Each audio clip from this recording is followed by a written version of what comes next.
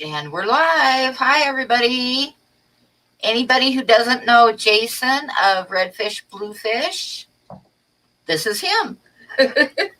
Hey everyone, thanks Pam for having me on. Really appreciate the opportunity to invade your airwaves. Invade my airwaves. Yeah.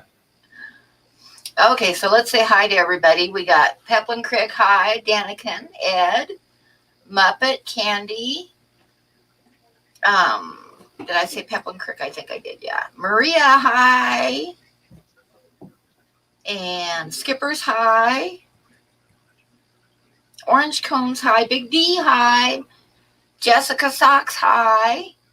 Even though you're lurking.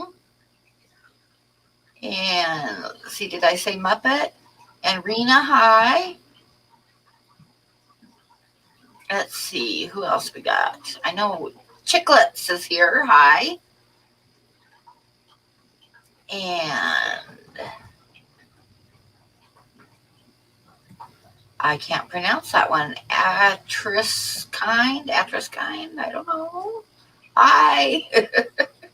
Atrius Kind 173, Yeah, that was maybe? it. Yep, that's it. Oh, nice, Mauricio. Bug and Fish. And hi to anybody that I missed further up there. Darlene's Tanks, hi. And William, hi. And Holly, hi. I am drinking coffee with Fireball, courtesy of Holly Gibbs. Oh, nice. Yes. She sent me a bunch of little bottles that just work perfect to dump one bottle into each coffee cup. Orange Cones, hi. John of Oof, hi. How are you? Jess made it. Hi, Jess. Jess from Granny. I got a video that I'm going to put out pretty soon with a gift from Jess on it. And you're drinking a Mad Elf. I don't know what a Mad Elf is, but I bet I'd drink it. A Mad Elf, wow. Sounds exotic. Braden, hi. And hi, Aquaballs. Aquaballs in the kitchen as normal. And Foxy's Fishes, hi. Passion Journey, hi. Okay, so we got 44 people watching, so I'm sure I didn't say 44 names. So hello, everybody lurking.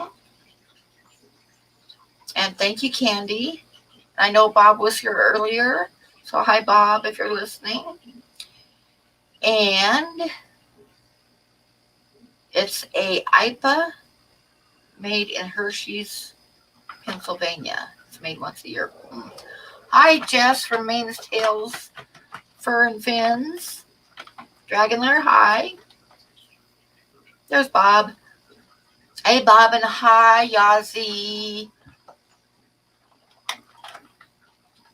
Okay, so as some of you probably know and some don't, Redfish Bluefish is launching a website tomorrow that he is selling some fishies. So that's kind of exciting. So I will let him tell you about it. Hi, Lazfish. Absolutely, yeah. I appreciate you having me on to talk about it and talk about what we've been talking about.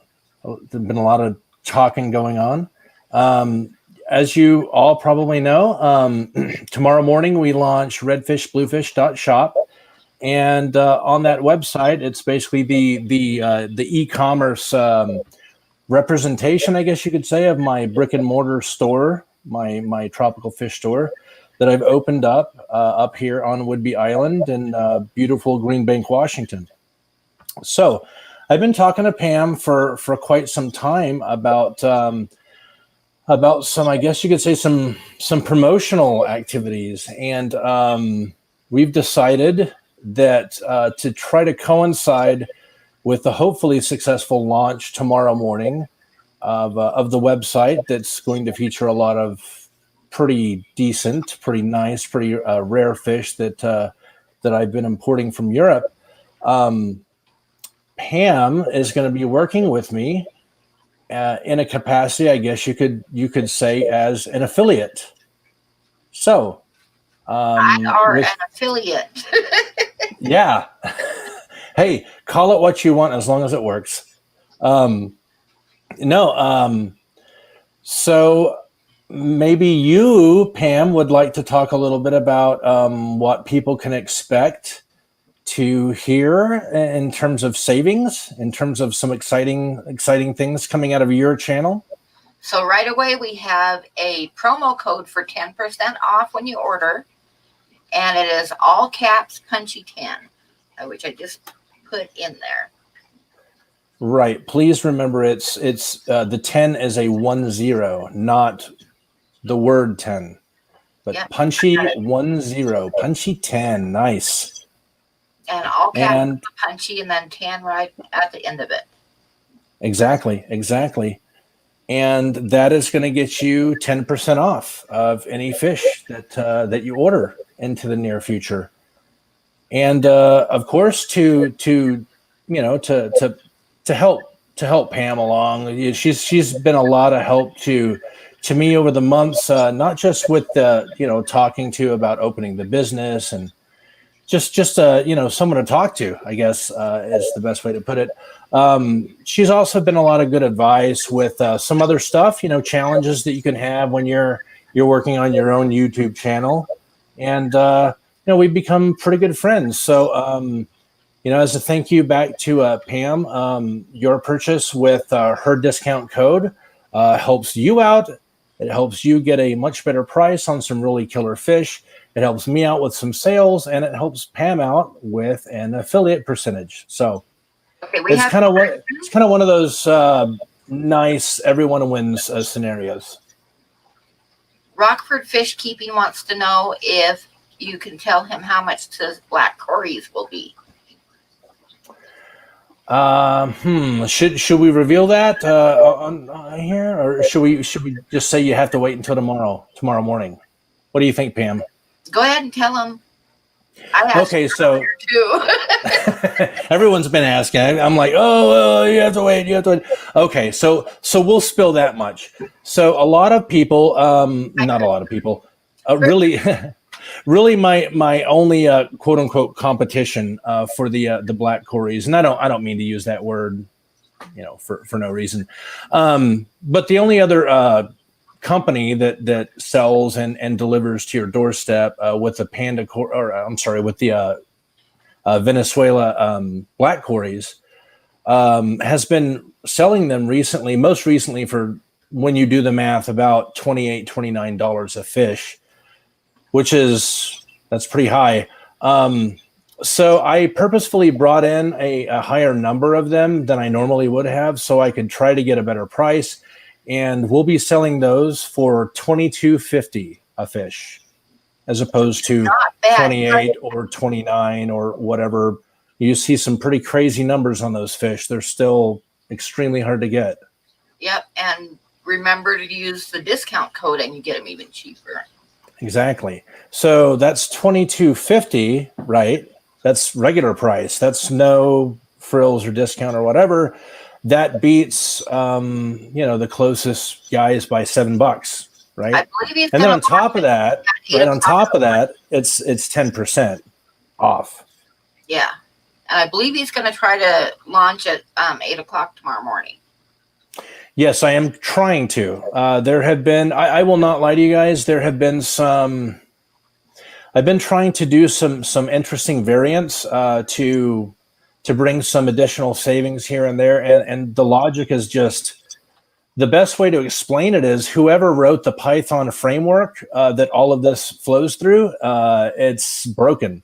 There's some APIs that are just not working, and the logic fails. So with that said, everything is accurate. Shipping's accurate. We've got some really good shipping rates. I'm not going to, reveal anything about that.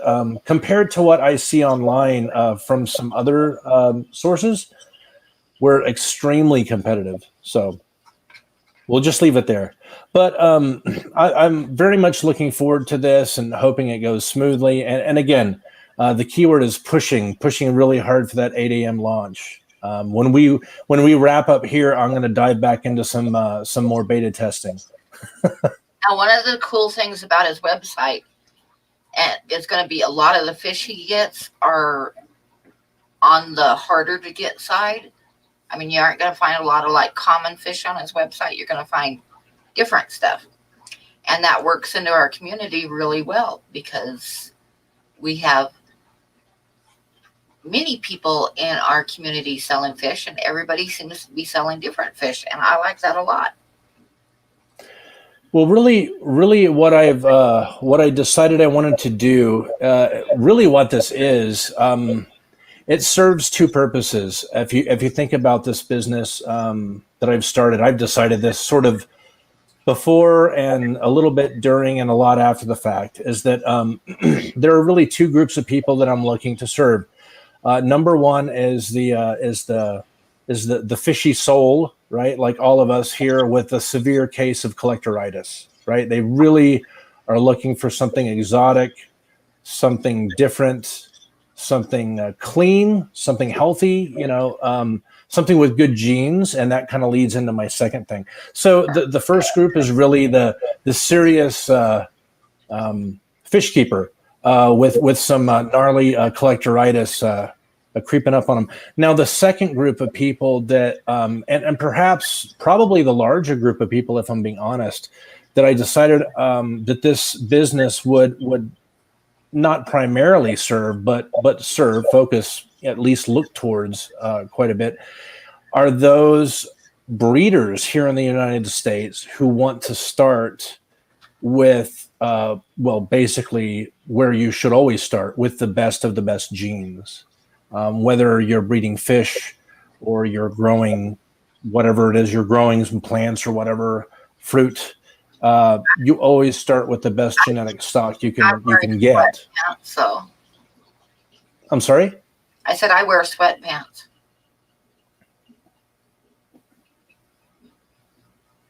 You said start with the best genes. I'm sorry.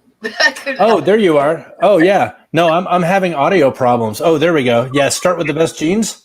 Yeah. And while I got your attention, I would like to say thank you to Bob for the $9.99 jumping super jumping girl with the pom poms, which is nice. Not me, but I like it. So, and thank you, Ed. Thank you, Ed.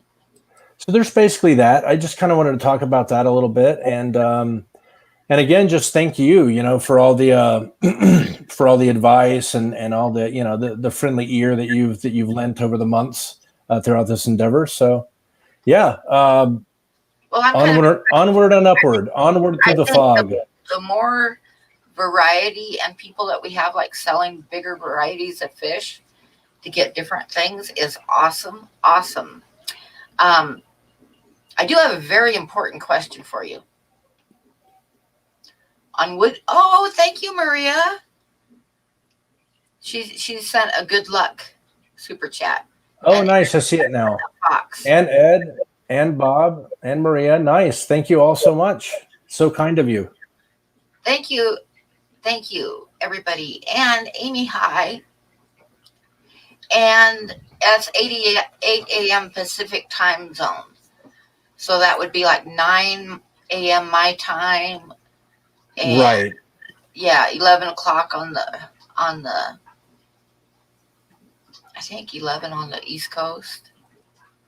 Yeah. So 8, 9, 10, 11. Yeah. Locals he expect to walk through the door considering his geography. He had one the other day. And hi S says, could you ask him how many locals he will expect to walk through the door considering his geography? That's actually really hard to say. That's really hard to say right now. We're not open. We're not open at this point to the general public with the explosion of the human malware virus going on. Yes. So we are definitely not just open, quote unquote, to the general public. If you were to walk up and try to open the doors, they wouldn't open. Oh, thanks so much, Pepling Freak. Very kind of you. We really do hope to open soon, but we've been thinking about this and talking about it a lot, and the way things are going, we just don't see this being feasible until maybe spring.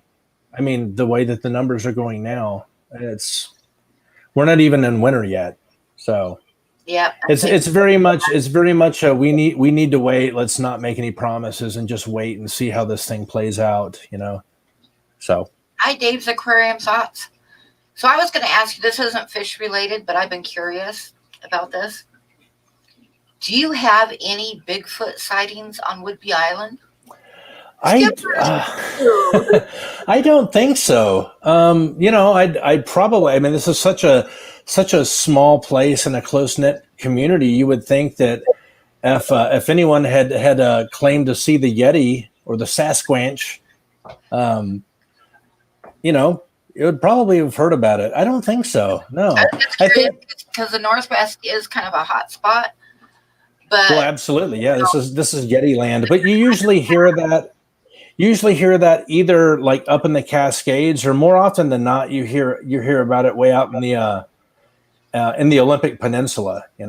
Yeah. Usually hunters, drunk people, meth heads.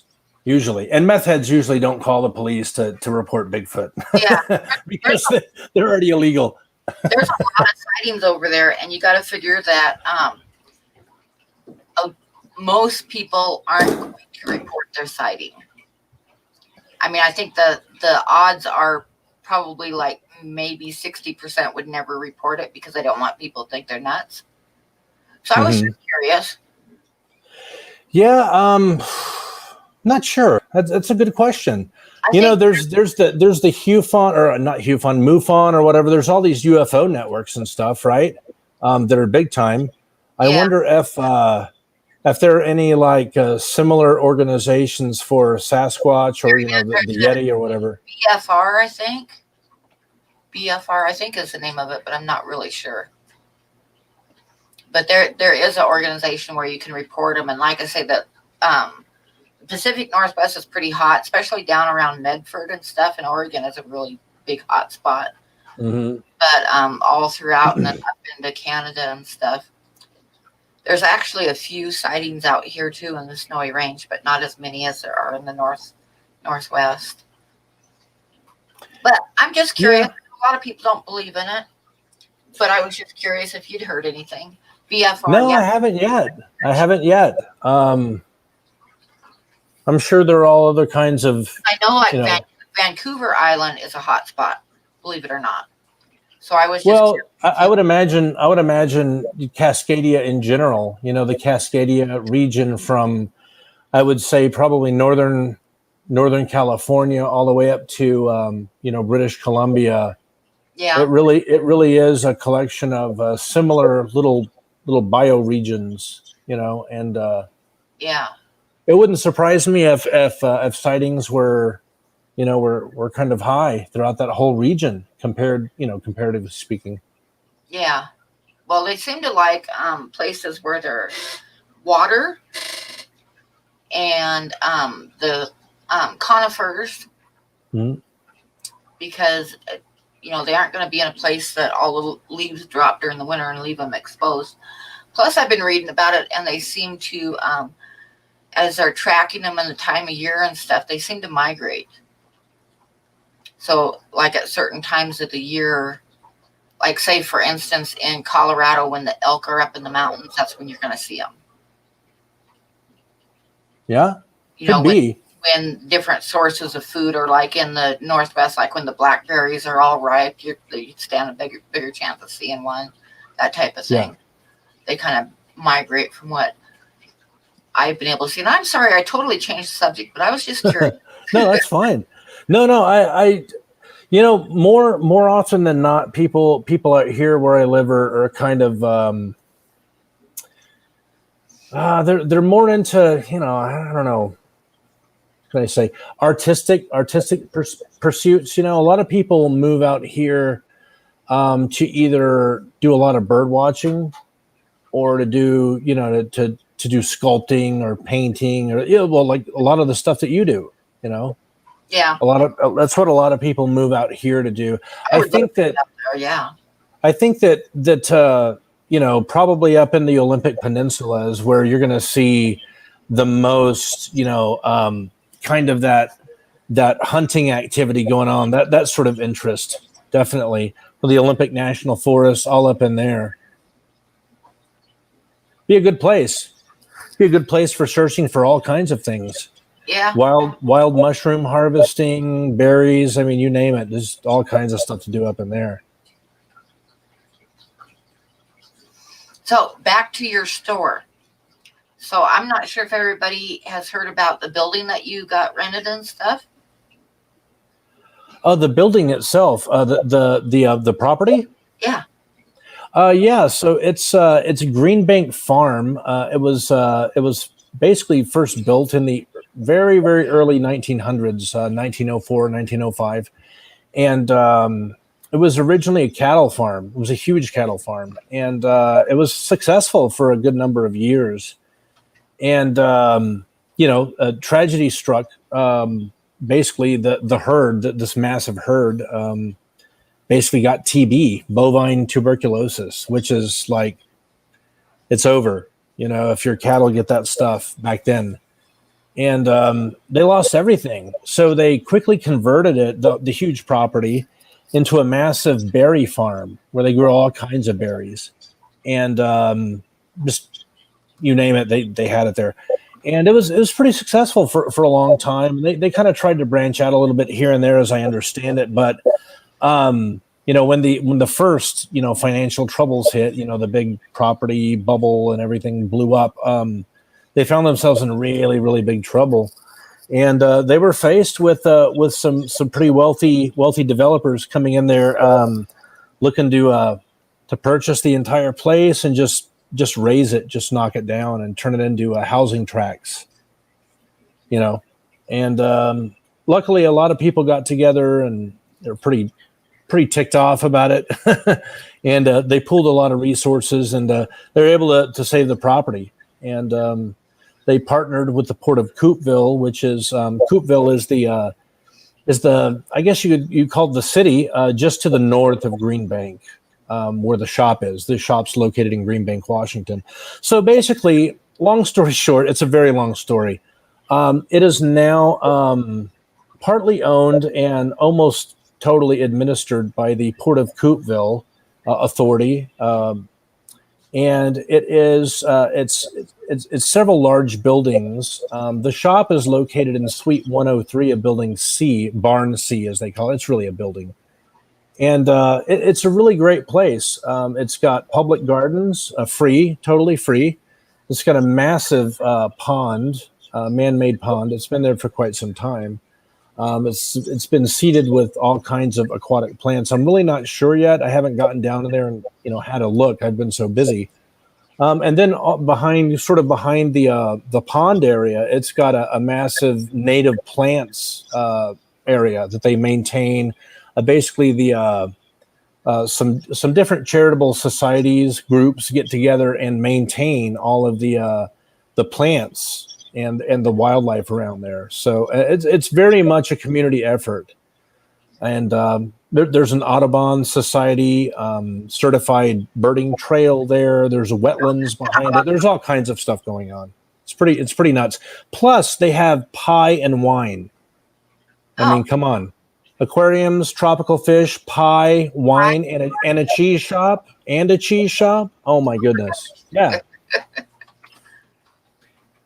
So it's a pretty nice place. It's It's pretty sleepy. It's very seasonal.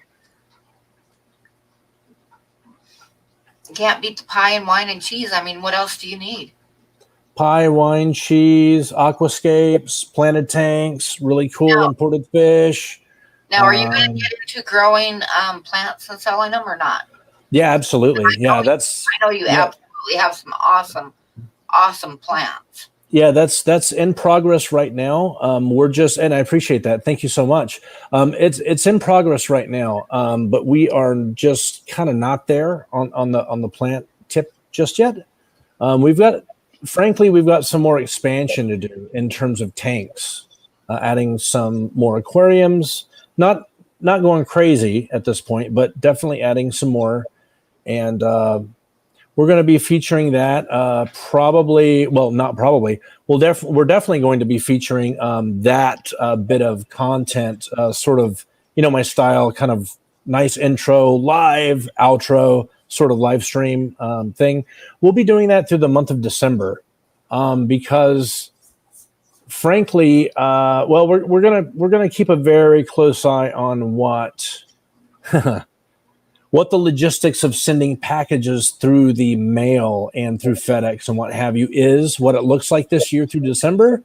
We're going to keep a very close eye on that because I have a very bad feeling that we're going to see some pretty epic delays. Yeah. And very, very, very, very, very, yeah, exactly. I'm just going to call it now. We're going to see very, very poor performance through USPS, FedEx, UPS, all of them. This holiday season, they're going to get slammed because nobody's going to go shopping. No one wants to go shopping. Everyone's shopping via mail. Without going, and without going into reasons why or who or whatever, I want to stay away from that. USPS, their funding has been fiddled with, and all kinds of things is going bad for them. So I'm just calling it now. December is going to be a smoking dumpster fire for getting anything on time. Yeah. I hope I'm wrong. I seriously doubt I am. You're right, because with the pandemic, everybody's going to be ordering stuff. Yeah. Well, and then like me, I order as much as I can online because I don't want to go to the stores unless I have to. So exactly. A grocery delivery because, I mean, in my county right now, 1 in 18 people has COVID. I'm not going to the grocery store. No. Yeah. Gone.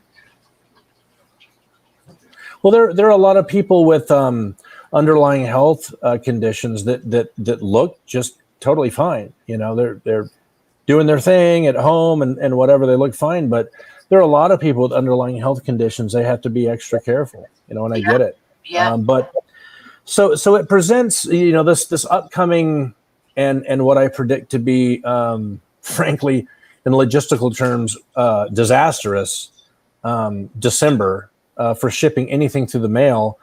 We find ourselves opening up just over halfway through November. So we're basically going to be booking it for a week and a half, maybe 2 weeks. Are you going to shut down during December for shipping? It's looking like it. It really is looking like it. I probably would wait until after. It's just the new year, like start again on January 1st. Yeah, it's seriously looking from what it's looking like. It could be a wise move, and it's bad timing. I mean, this whole thing is bad timing. Setting up a shop, setting up an online business to complement the shop, the brick and mortar tropical fish shop, in the middle of a pandemic. Let's call it what it is. That's exactly what it is, and going live midway through November, no doubt. So you're only going to have a few weeks for shipping, and then you better shut down. Like a few weeks, and then we're snoozing. I mean, we're not. Well, let me correct myself. We're not snoozing, as in we're not doing anything. We're sitting on top of another import that we're working on now.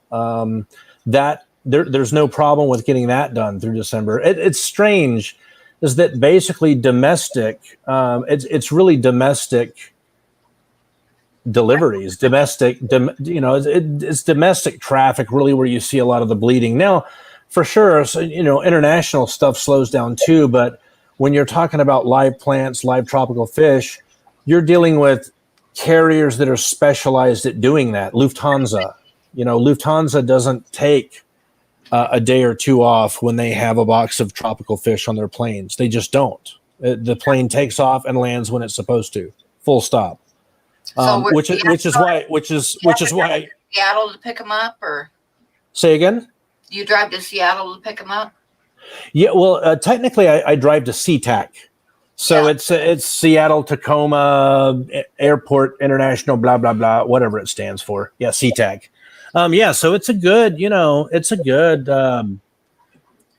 25 miles each way. I mean, that's not that big a deal. 25 miles is nothing. The only thing is SeaTac is so big it would drive me crazy. Well, the good thing is about using really reliable, especially the German carriers like Lufthansa, is that they have two really good timed flights that come in every day that handle livestock, whether it's fish or plants or dogs. They bring in a lot of animals. They transport a lot of pets, cats and dogs and ferrets, probably. Who knows? All kinds of furry, fuzzy things. But they tend to come in at a really good time. Lufthansa does. They come in at like 1 p.m. That's when they go like wheels down in Seattle, which is, that's great. That means you can leave around 10:30, get a coffee and a bagel on the way, and be there half an hour early, and then get back before it gets crazy. Now, are you going to try to do your oh, my mind just went blank. Your plant propagation stuff, are you going to try to be doing that to sell or no? Well, there's a bit of a weird market for tissue culture, selling them as tissue cultures. Frankly, it's a bit of a soft market right now. Even though it's been difficult to get tissue cultures in. Really, what sells much better than plants in tissue cultured containers are plants that have already been converted to aquatic growth and sold out of water that were tissue cultured. So basically what I'm doing is this. I'll spill the beans here. Tissue culturing plants in-house, myself, but instead of selling them in tissue cultured vessels, worrying about, are they going to get shaken around? Are they going to get crushed up or smushed around? And, whatever. A lot of that stuff happens to tissue cultures, right? Anyone who's bought them or shipped them knows this happens. Instead of going that route, micropropagation into tanks to the customer, out of tanks into the customers. So they don't have to worry about any kind of tissue culture gel, any kind of getting roughed up really badly in shipping, which tissue cultures don't tend to ship very well. Let's be honest. You can get them to ship well, but it's not easy. It just makes more sense to if you start them in the tissue culture and get some going good, then you can put them in the plants or put them in the tanks with your fish. And exactly. That's good for the fish. Plus, you can be growing plants to sell at the same time. Well, that's exactly it. You do have to get them at least started minimally in the rooting phase for most plants, even stem plants when they're tissue cultures. But that's not a problem. I mean, it's depending on the species of plant. I mean, if it's Rotala rotundifolia, something like that, you're looking at 25 days for the shooting phase, and then another 25 days for the rooting phase. So it's very, very, it doesn't take very long to produce a lot of plants, stem plants in general. Now, it seems like a long time, but in the meantime, you aren't they're just they're growing, and rooting. So what you do is instead of starting, the way that micropropagation works really is that instead of saying, oh my God, I don't have any plants, and you start a whole slew of A, B, C, D, E, F, G, a whole bunch of species, you don't do that. You start a few, 3, and then in 2 weeks, you start another 3 or 4 completely different species, and you stagger them so that you have them coming in ready in a sort of a cascading effect. So you have different varieties at different times becoming available. Yeah. Because if you try to do everything at once, if you try to be Tropica or Dennerle, you will fail. Trust me, you won't make it. And it's not what I want to be.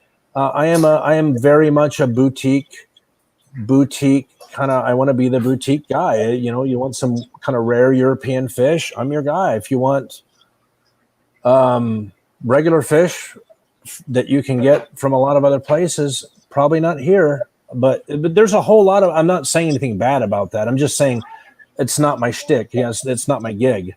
And the plants. I mean, obviously, I've been into plants forever. And how could I not sell plants? It's just I can't not sell plants. Yeah. Well, I'm looking forward to seeing what you get going on that. I appreciate it. Yeah, I really do.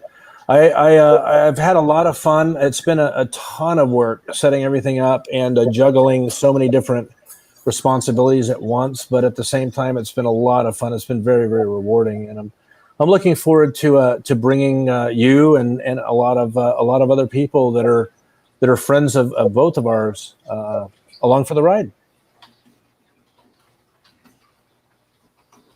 Yep, it's going to be pretty awesome. So let's see. I've been missing tons at keeping up with the tradition that I do on my channel.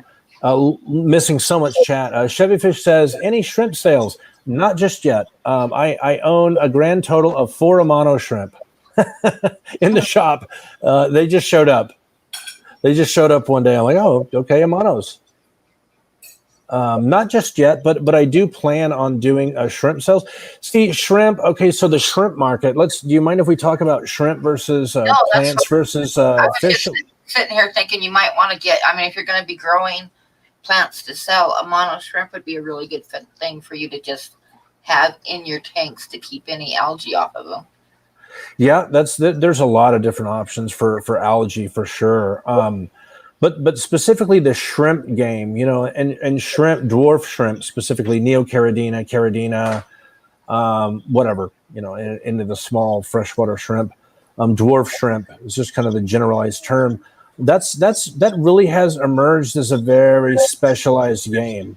If you want to, do really well in the shrimp game, you really do have to kind of focus. I don't want to say specifically on the shrimp game, but you do have to run your business quite a bit differently, and it's quite odd. So I guess short answer is I will definitely be bringing in some really killer shrimp, quite rare ones, just not yet. I want to do things a little bit different with that. I want to start with some plants. Get the plants going. That should be coming up really soon. We're really close to a couple of flushes here. The shrimp will be coming. Awesome. Let's see if I've missed anything. So what kind of water do you have there? Is it like hard water, soft water? Yeah, so actually the water coming out, it's very strange water. The water coming out of the tap at the shop is let's say the TDS is about 180. So it's not crazy. It's like 180, 175. It's not super high TDS. It's not super soft either. But the interesting thing is that the pH is about 8.0 out of the tap. So relatively, moderately soft, and not soft, but moderately soft, with a pH of 8.0. That's a little bit odd for this, especially for this region. It just goes to show you how different the water can be.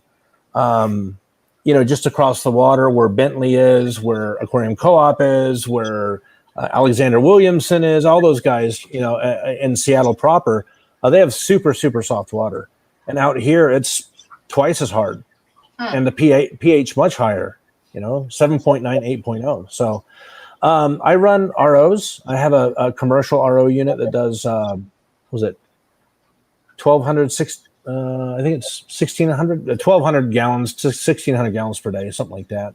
I have to look it up. I think it's 12, to be honest with you. So, we make a lot of RO water and we just remineralize it. It says, can you ask Jason which fish in his shop he would like to see bred and spread around the hobby the most? Oh gosh. Oh man. Bred and spread. Let me think about that for a second. Honestly, it's probably going to surprise you guys. It's not one of the, you'll see tomorrow. There's going to be some fish available that are pretty highly sought after for sure. But the one I would go after are the little aspie cats, the Aspidoris spilotus. Oh yeah, I remember Those little kind of the little yeah. stretch limo Cory cats. You know, they're kind of let me see if I can find a link or something somewhere. Actually, I think someone who's a moderator will have to post a link. Oh yeah. Let me see if I can post the name.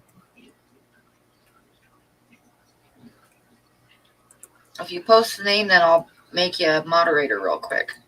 All right, sweet. Yeah, here we go.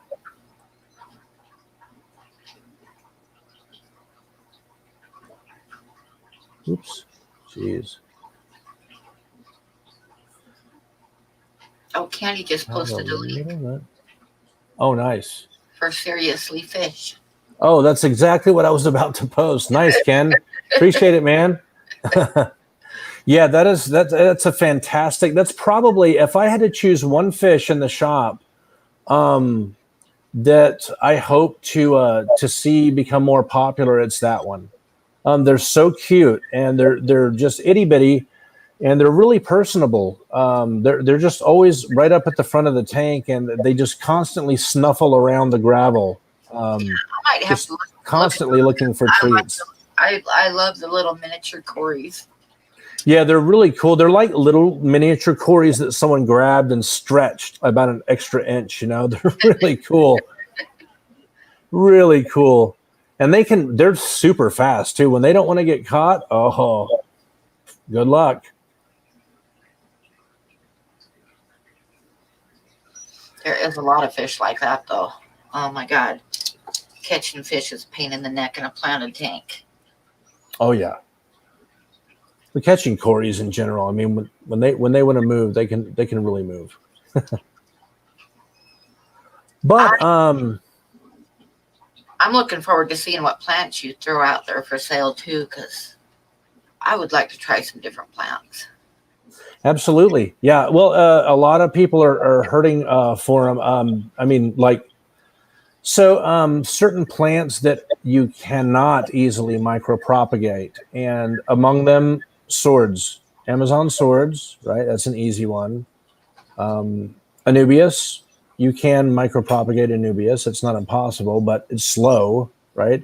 These plants are difficult to micropropagate. Those plants, everyone's having a difficult time getting them. I mean, I'm not set up to micropropagate swords or crypts. Crypts, you need a greenhouse you can't just, you have to maintain mother plants that you're constantly cutting material off of to create tissue cultures. You got to maintain those because they're not stem plants. Stem plants are covered in meristems, and they're really easy, comparatively easy and quick to tissue culture. But crypts, oh no.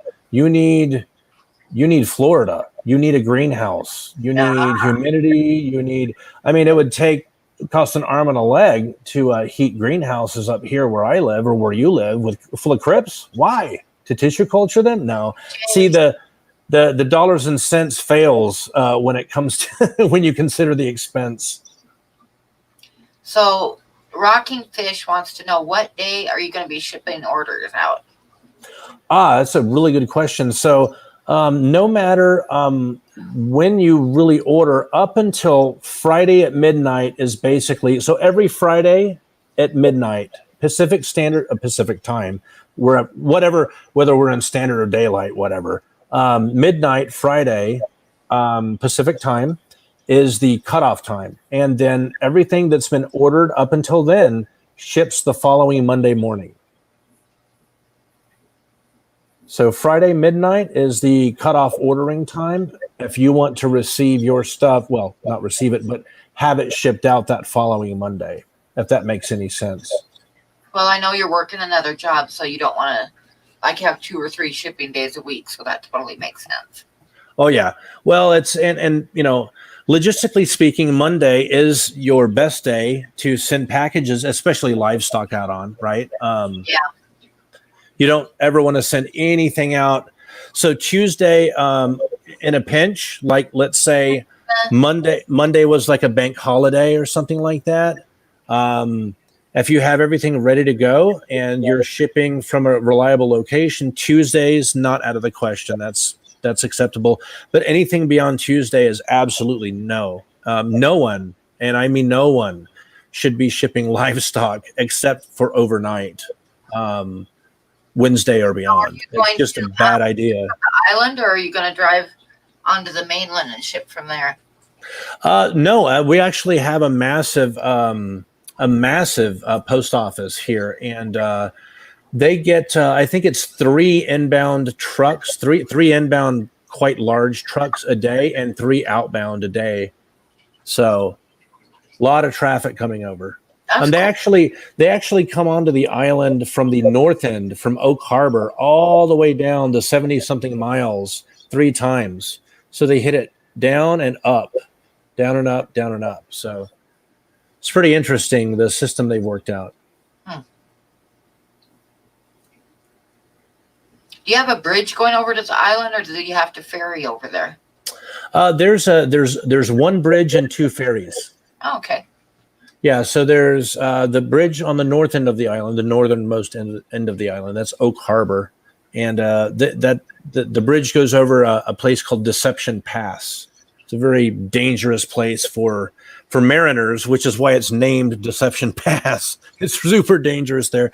You can drive across it there, or there are two ferry. Well, there are actually 4 ferries, but ferries come out of Clinton, Washington, and land in a weird sounding place called Mukilteo. And then also ferries come off of Coopville and land in Port Townsend. So they kind of come off this way. Like there's the bridge on the north end that goes up, and then ferries come off that way on the southern sort of parts of the island. One going this way and one going that way. So we are much closer to the Clinton ferry. That's our poison. That's the ferry we usually get stuck on, cursing.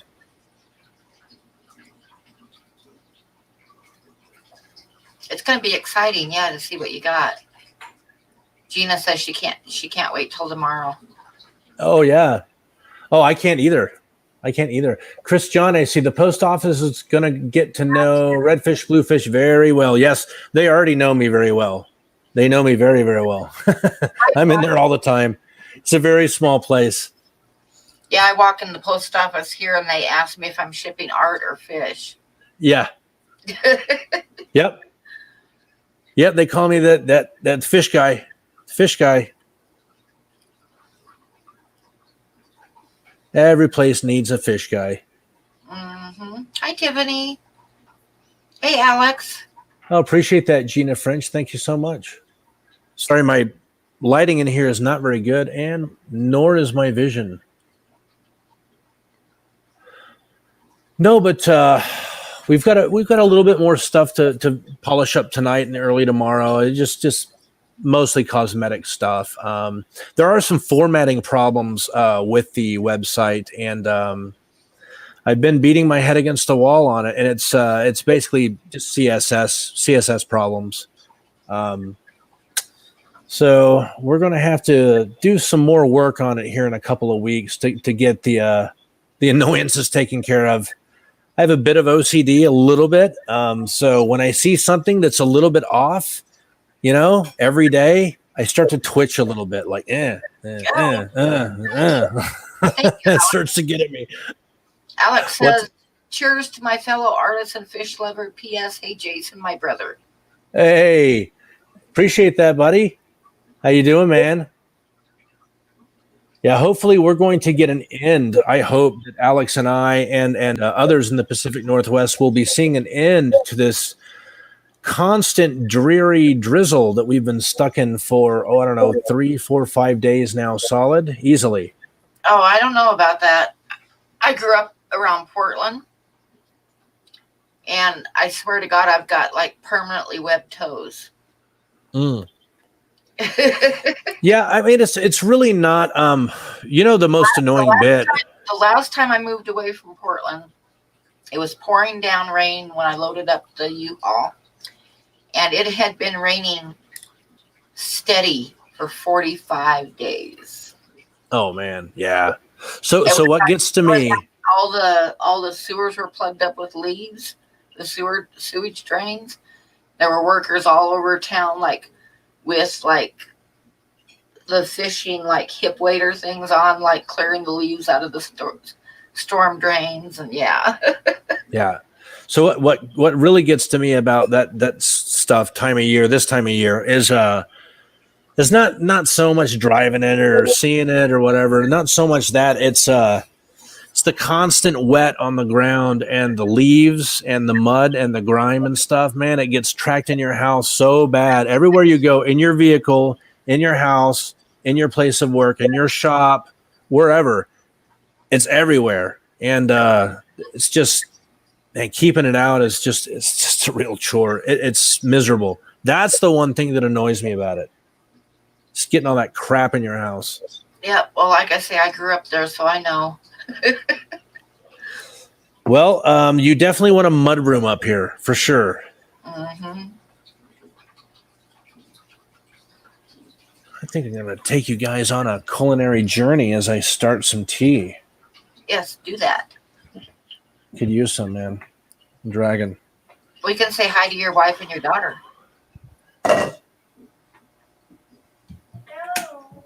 They're hiding. They're hiding. They're hiding. Yeah, just under. Yeah, they're saying no.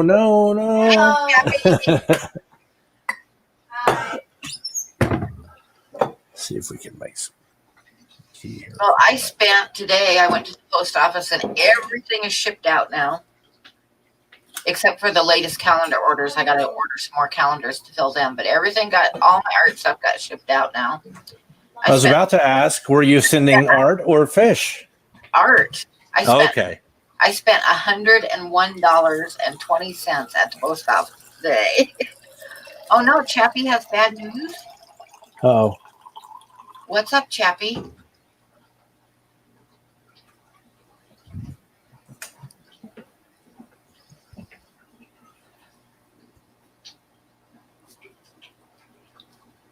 Is somebody picking on you? I will go down there and beat them up. Gosh.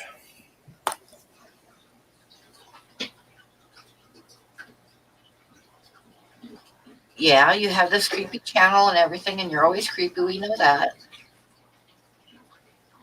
Oh, thank you, S. Thank you.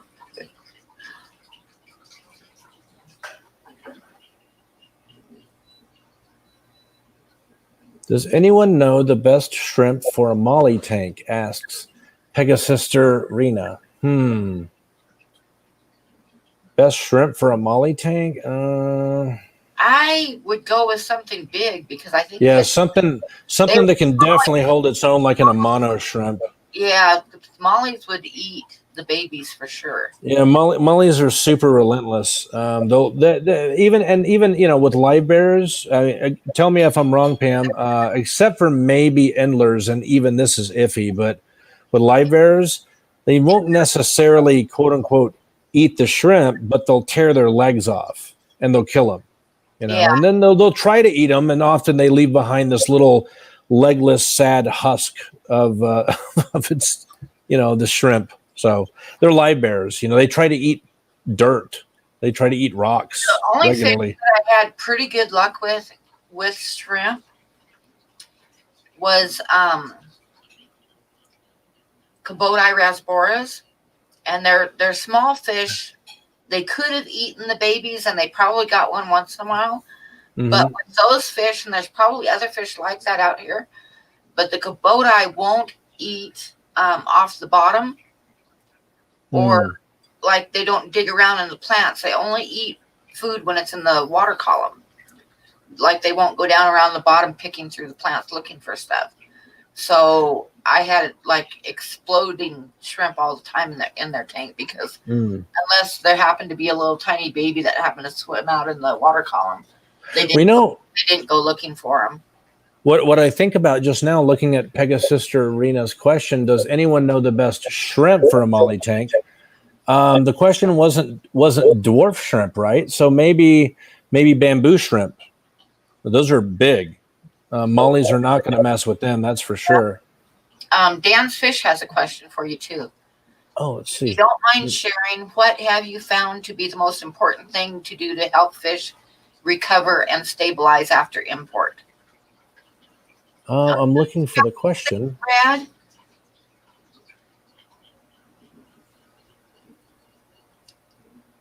I'm looking for the question. Actually, It's right up above the last two Chappie and Brad's super chats. And then if you go right above there, you'll see Dan's Fish. Oh, there we go. I'm sorry. Thank you for pointing it out. As per usual, I'm really bad at catching stuff in chat. Have you been found to be the most important thing to do to help fish recover and stabilize after import? Gosh. That's a good question. That's a really good question. Often they haven't been eating, and more often than not, they're not going to eat right away. Depending on the fish, I mean, I hate to say it, but keep things simple and keep things old school, provided that the fish won't tolerate it. Salt. Often just adding a small to small medium, like a small to moderate amount of salt, provided that, the species isn't one of those that's absolutely not going to tolerate any salt whatsoever. And the list of those species is really short. Adding salt is actually going to really help them quite a bit. I'm not saying right off the bat, but moderately, a little bit by bit, start adding salt. It's going to help improve their gill function. It helps improve osmotic exchange, which is what fuels oxygen absorption. Heaven forbid maybe you've got a tank that you're moving some species into, and it hasn't had a whole lot of fish recently, right? Maybe its bacterial bed is not up to snuff. It's going to take a little while to jumpstart it. Adding salt will be beneficial in case you have any kind of nitrite spike occur in that aquarium. I would say salt. Just going with the most basic and perhaps for a lot of things, the most effective medication of all for freshwater fish. How much salt do you find works best? Well, I mean, for certain applications, for the most common application to prevent brown blood disease, you would go as high as, and I'm not saying I go this high, but I'm saying people very often, especially importers, go as high as 1 tablespoon per gallon. And I know that sounds crazy when you think of it, like, what, a 20-gallon aquarium or a 40-gallon breeder, you put 40 tablespoons of salt in that? Yes, you absolutely safely can on easily 99% of species that we bring in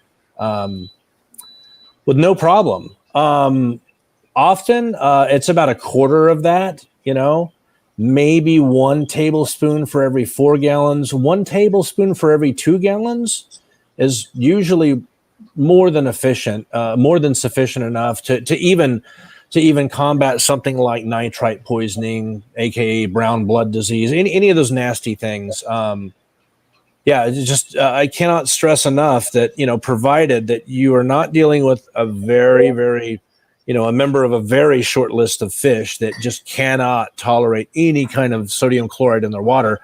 Unless you're dealing with one of those rare examples, I really can't stress enough the importance of salting your water.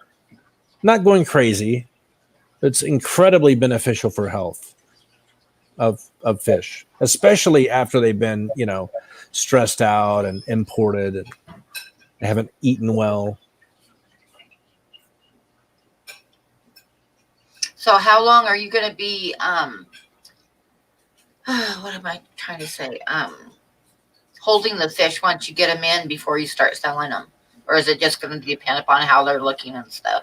It's very much depends on how they're looking. Usually what I plan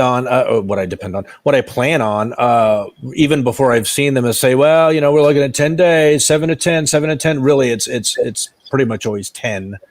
I found it very rare to go more than 10.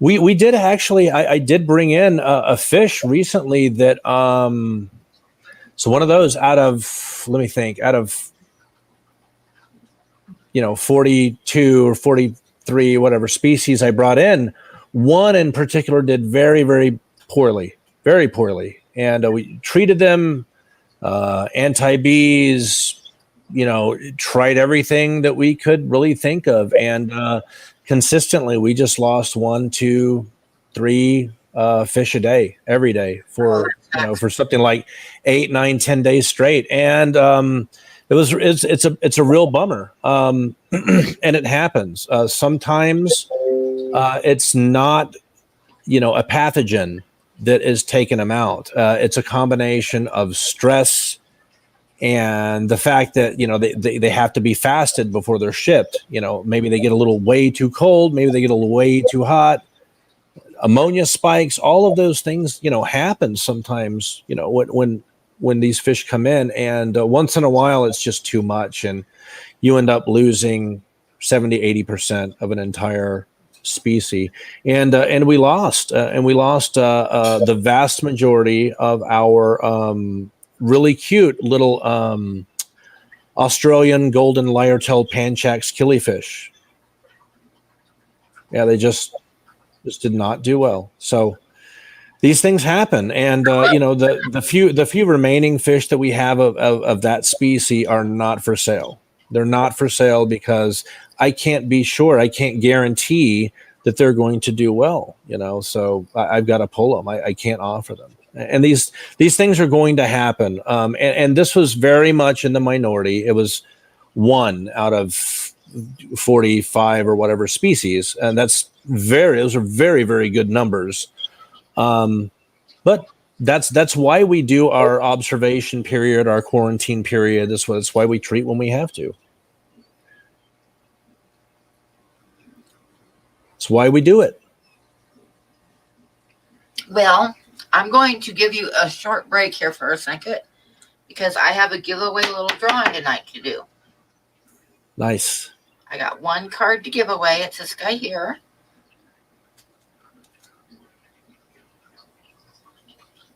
He's a little colored pencil of a buffalo. And let me see if I can get him up here. Okay, so that's it. It's a little colored pencil of a buffalo. Nice. And the way the rules go is everybody has 1 guess of a number, and whoever gets the closest without going over is the winner. If there's a tie, we do a tiebreaker. Can we see it one more time? Let me see there.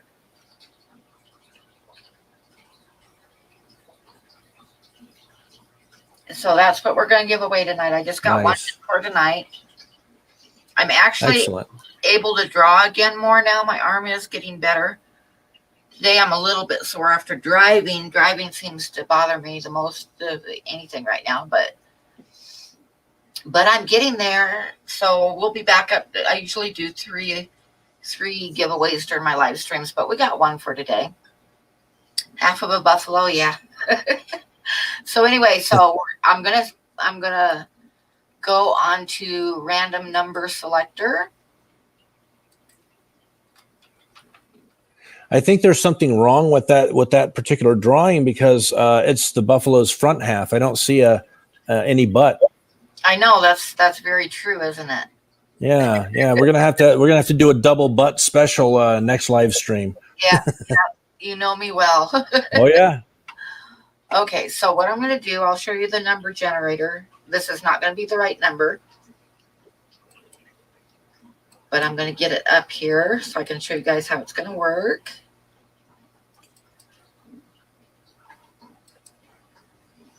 So we have a number generator, and before we do the giveaway, I'll click on generate and it'll throw up another number. Number will be between 1 and 50. Whoever comes closest without going over, wait for me to start, type start.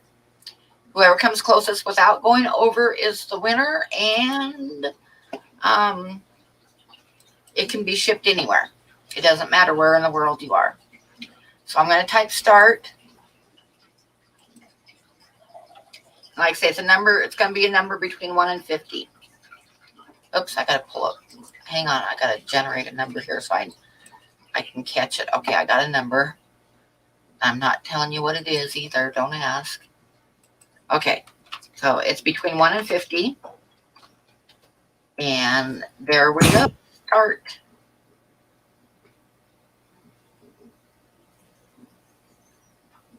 And off we go. Look at them go.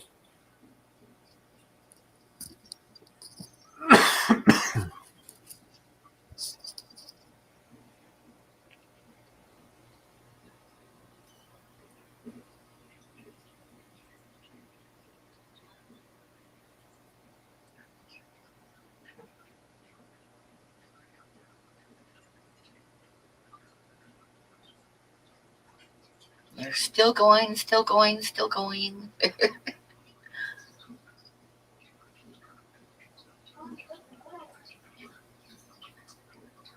Looks like you have 61 watching now and 59 thumbs ups. That is not bad. 2 thumbs down. I'm kind of a little bit low on that. I usually have at least 5. Yeah, I've noticed I've been picking up 1, 2, sometimes 4. You know, I never know. I don't know what the magic formula is for maximizing my thumbs downs. So throw out a number, Priscilla. It's between 1 and 50.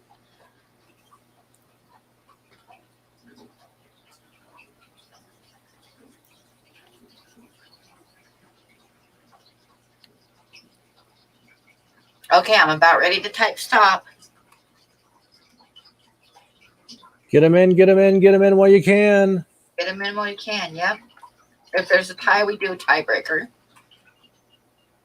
Deathmatch, I like to call it. There we go. So I'm going to throw up the number. Hang on. And let me share the screen. Again, that'll show you what number it threw up.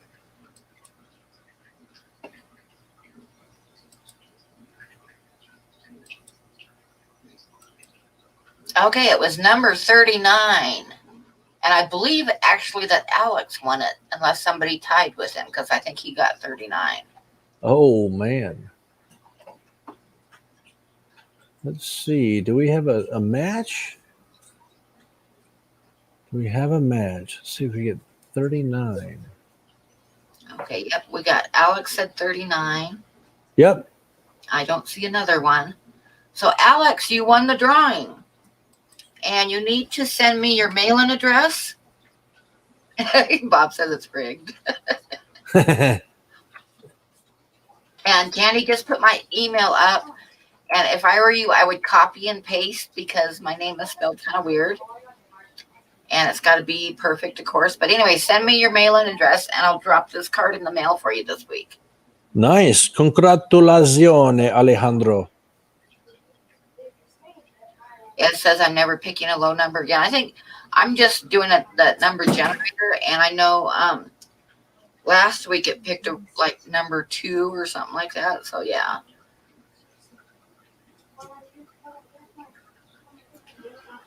Oh, man. It has been one of those weeks.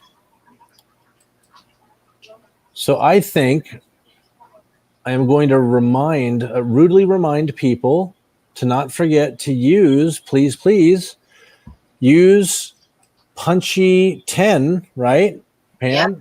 That's the code that we talked about earlier. When the site goes live, if you'd like to place an order for anything there, please remember to use your discount code Punchie10. That's Punchie10. We'll type it out again, right? Yep. I shall type it. There we go.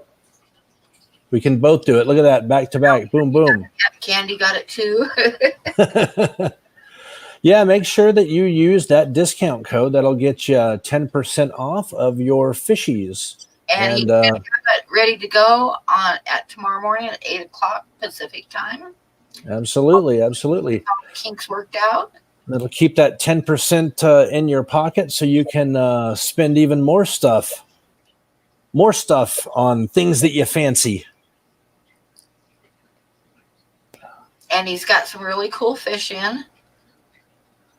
I'm kind of wanting myself, I might get eventually some either black cories or those little cories. Both of which I would like to have, but both of which will have to wait since I just did a whole bunch of shipping stuff. I think Dean of Dean's Fish Room was saying that he had bred some of those little aspies, those Aspidorus spilotus. Awesome. Well, I don't know if he. I don't think he was talking about the spilotus specifically, but he had said that he has bred out the Aspidorus before, and that they're a lot of fun. And I agree with him. They're just they're a ton of fun to watch. Those little guys. They do not slow down for much. They're just constantly just everywhere looking for food. I wonder if they breed I've got the pygmy cories, and they colony breed in their tank all the time. And when they lay the eggs, they place them underneath the plants. Whereas I've also bred emerald cories and stuff, and they lay eggs on the side of the glass, and then you take the glass, you scrape them off the glass and drop them in another container. Yeah. But the pygmy cories, I just leave them alone because they're always breeding in there. But they don't lay the eggs on the glass; they lay them underneath plants. Yeah, it's interesting I'm curious which way those little guys do. Well, it's interesting that with Corydoras, all the Aspidorus, all of the fish in the Corydoriae family, which is a huge family, actually. It's got a lot of fish in it. It's interesting how varied their breeding behavior is. It's all over the place. Some adhere their eggs to the undersides of leaves. Some lay their, eggs on substrate, but underneath plants. Some of them will only lay eggs on things that are vertical, not horizontal. I mean, some of them are scatterers. They're just all over the place, Yeah, that's why it's fun. Very interesting. That's why it's fun to breed them and see what they do. Right. It's very rewarding as well. It's also a real bummer when you're importing or exporting or you're shipping them and you're working with a Dan's Fish probably knows plenty about this. When you're working with a particular Corydoras or anything in the Corydoriae family that's particularly bad about self-poisoning, like freaking out, panicking, and oh man, that's just those are not good days to be working in, to be honest with you, to be shipping fish or to be working in a fish store. They are very difficult to work with. And I'd like to point out that, sometimes when people see prices of some of these cories, oh man, it's a little bit high. Well, you might want to consider why they cost that much, not just because the person doesn't like shipping them to you, but because there is higher levels of loss that they incur when they import them, when they get those fish, because they tend to self-poison. They tend to freak out and do bad things in bags, and it causes floaters, deadies. And,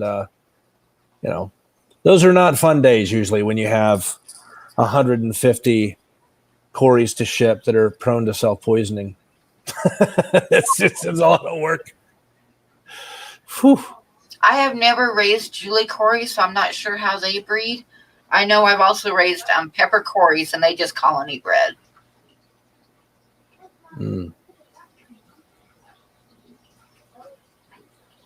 But I've never had the Julie cory, so I'm not sure how they breed.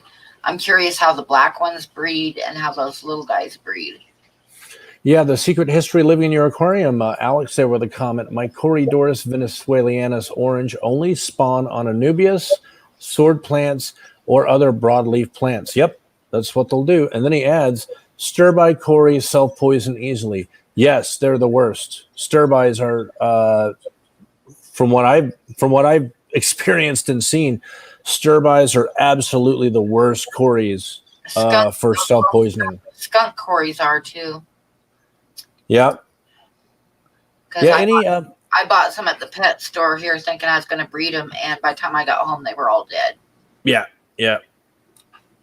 Yep, they'll do it. Yeah, and if you really want to get them home, you want the best chances of getting them home alive. You got to scare them a little bit, drain the water, scare them a little bit. Don't go overboard or whatever. But Yeah, I should have told the lady that runs the pet store that, but she's one of these people that doesn't really listen. So so she's like most people then. yeah, just bagged Yeah. them up. And like I said, it's like 15 minutes home and they were already dead and dying. Yeah.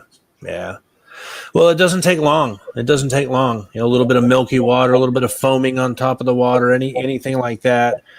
More than one fish on its side. It's starting to act weird, swim kind of funny. You don't have long. You got to get them out of there quick. Oh, the snail mail, Leah, for your package I sent today, it was $12.50, which isn't too bad. Well, Pam, I think I'm going to have to run because I have a dinner here waiting for me, and I have a very early morning wake up and some work to do tonight and work to do tomorrow morning before we go live. So we want to make sure that we have great success. We hope. Yes, and thank you for coming up and sharing. Thank you for having me. And all that good stuff. And I'm looking forward to seeing how you do and seeing what plants you get in. Yeah, I'm really pumped up about the plants. I tend to get a little bit overexcited about the plants thing. So I'm kind of excited about the plants myself. Yeah. I've got my finger on some pretty cool swords, crypts, and the whole stems, the rare stems, all that stuff. That's kind of my bread and butter. So that is coming up soon enough. Yep, and that will be exciting. And Absolutely. thank you for staying on so long, because I know you told me it'd be about half an hour, and you've been on over an hour. That's okay. We've been on an hour and 17 minutes. That's fine. I just delayed dinner a little bit. That's fine. Anyway, thanks so much for having me on, PunchiePaints, Mrs. Pam, and everyone. Thanks for putting up with me and my ugly mug for this hour and 18 minutes now. Yep, everybody's saying good luck. And me well, too. Thanks so much, guys. And we'll see you on the interwebs tomorrow morning. Remember, Punchie 10. That's Punchie 10. Don't forget that code. Yep, for 10% off. There we go. I just posted it again. Thanks so much for having me, Pam. I really appreciate it. And I'll probably give you a call in the next day or two. Yep, do that. And that number I called you from is my number now. So nice. I will add that to the telefono. Okay. All right. Thank you, and we'll see you later. Take care, everyone. Thanks, Pam. Good luck getting everything straightened out and getting your website up by morning. Oh, yeah. It's going to be a struggle, but we'll get there. Okay. Take care. Bye-bye. Okay, bye. Okay, so would anybody, I think I might just do, like, if anybody wants to come up for a few minutes, because I usually stay on for a couple hours, so I'm just going to put the StreamYard in the chat if anybody wants to come up. And I know you. We don't want any flashing in the chat.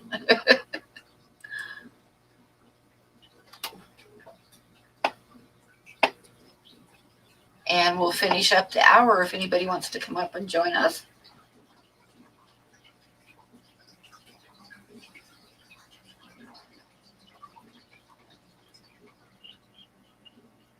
Because you know me, I don't have that much to say once I'm done giving away my art. No flashing, no. I heard about, actually I saw the tail end of somebody on Big J's stream one time, came up and did some flashing. That was not good. Oh no, Jess, you can come up. You hear it's a full moon? Yeah.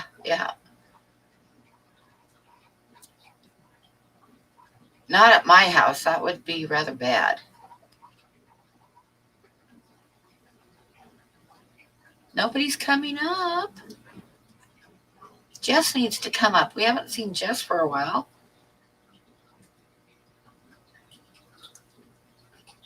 You didn't miss that much, Holly.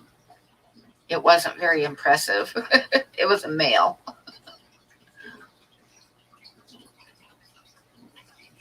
So if you're ever doing a live stream and somebody wants to come up, you don't want to just let anybody up.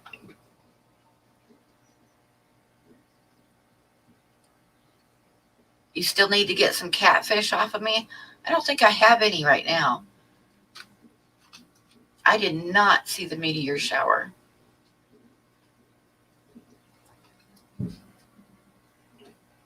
Oh, there's Jess. Hey, Jess. Hey. What you doing tonight? I'm outside. I'm smoking, so y'all can't see me. Okay. I'm here. Hello. Hold on.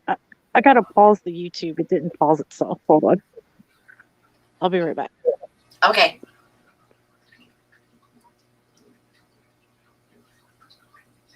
We've been having last week unusually warm weather for this time of year. Like right now it is 10:30 at night basically, and 42 degrees.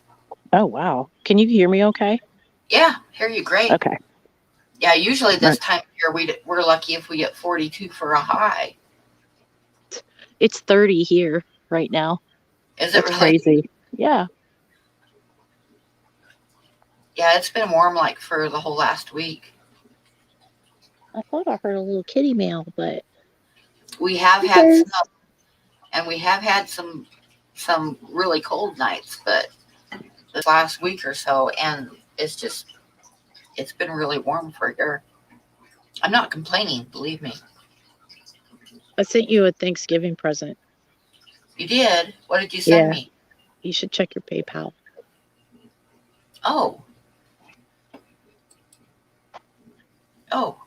Oh my gosh, thank you. You're welcome. Thank you. It says she sent me $50 for Thanksgiving food.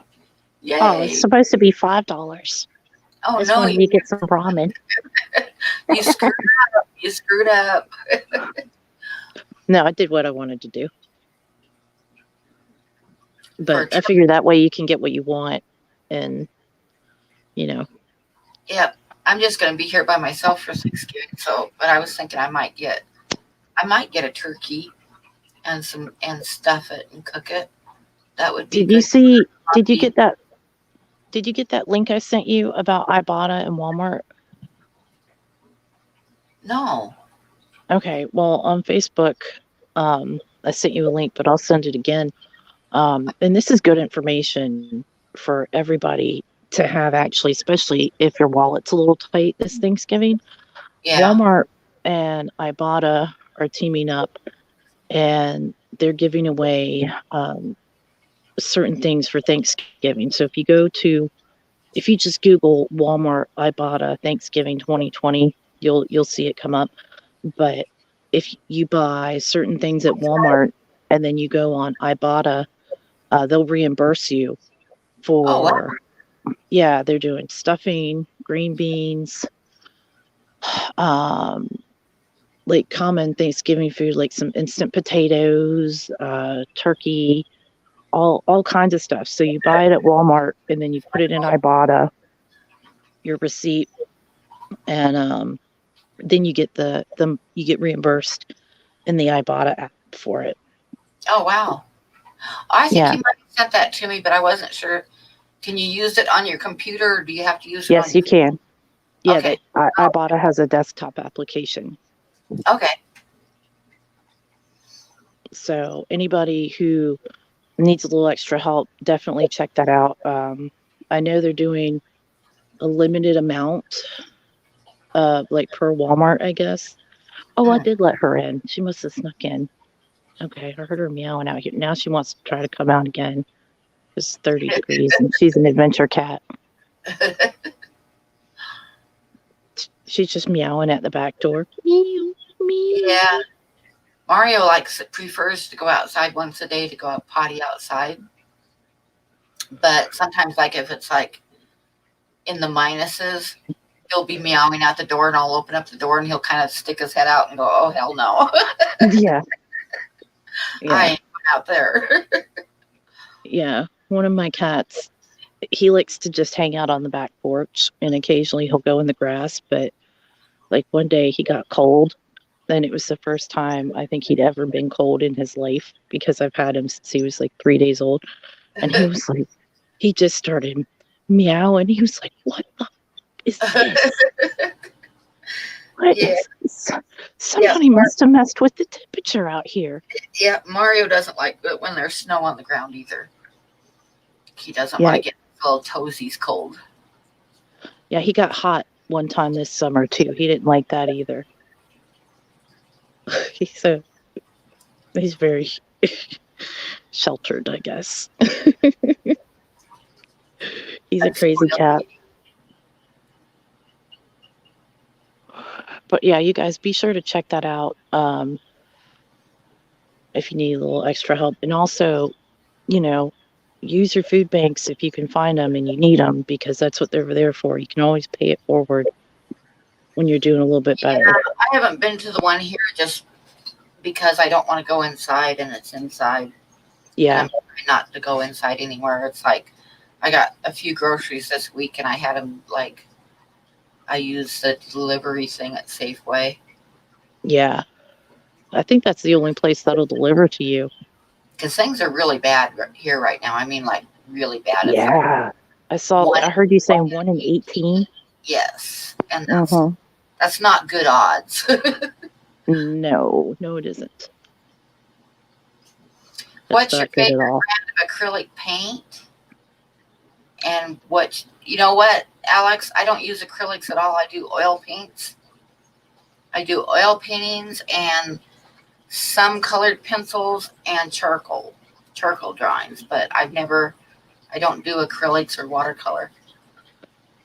I can answer that. My favorite acrylic paint is the Walmart Folk Art acrylic paint. I use that to paint like my minis, my terrain, like when I'm doing dungeon tiles. But I don't think I could recommend it for like serious art at all. Oh, that's awesome, Holly. Holly says that her community has donated enough for us to give out 700 plus complete turkey dinners. That's awesome. Yeah. That's awesome. I remember one year I worked at a Best Buy seasonally. I was a seasonal employee, and they were doing like the holiday giveaways or whatever, and I won Thanksgiving dinner, and I felt really bad because I was just a seasonal person, and I tried to get them to give it to somebody else, and they wouldn't. So I ended up taking most of the food and donating it. Yeah. And because my mom was like, "Well, I already got all the Thanksgiving stuff." I was like, "I know, but they wouldn't let me give it to somebody else." So, but the only time I ever use acrylic, Alex, is sometimes for highlights on drawings. I'll use a white acrylic. And on my oil paintings, I will put down a base coat of acrylic paint on the canvas so that I'm not painting on pure white canvas, because I hate painting on pure white canvas. But that is the only time that I use acrylic. And I'll usually use like a burnt sienna to cover the canvases with. Yeah, when I do my minis, I have a bunch of cheap minis from a Kickstarter, and the Army Painter paint that I have for my minis doesn't stick to it. Like, it'll just run right off. So I'll base it with the acrylic, and then I'll use my nice paint over top of that because it'll stick to it. Yeah. Well, that's what I use it for too, because acrylic paint, if I want to, like, oil paint dries really slow, and acrylic paint will dry real fast, so I'll cover the canvas with acrylic paint for that reason, because you can paint oil paint on top of acrylic. you can't put acrylic on top of oil, but you can put oil on top of the acrylic. Yeah, I would think the acrylic would You use like black. water out. I usually use like a burnt sienna because it's if you're painting on canvas with oil paint, you're gonna end if you don't use anything, you end up with little teeny pinholes. I hate that so much. Plus, I'll be right back. a burnt sienna. I like the burnt sienna because it gives it a good red, but not too red for the background, especially like for wildlife and stuff. It's kind of a nice color to use. And oil paint, eventually, after it dries totally, which like takes a year, it's all of it, almost all of it is very lightly transparent, which is one of the things I like about oil paints because you can build it up. You think in layers, because what's on top, what the first layer is going to eventually affect the colors on top. So yeah, I just love oil paints. I'm old fashioned. Plus I'm so slow that I could never paint with acrylic paints because I'm too slow and they dry too fast. Yeah, I watched some people doing pours too. It was pretty cool watching them.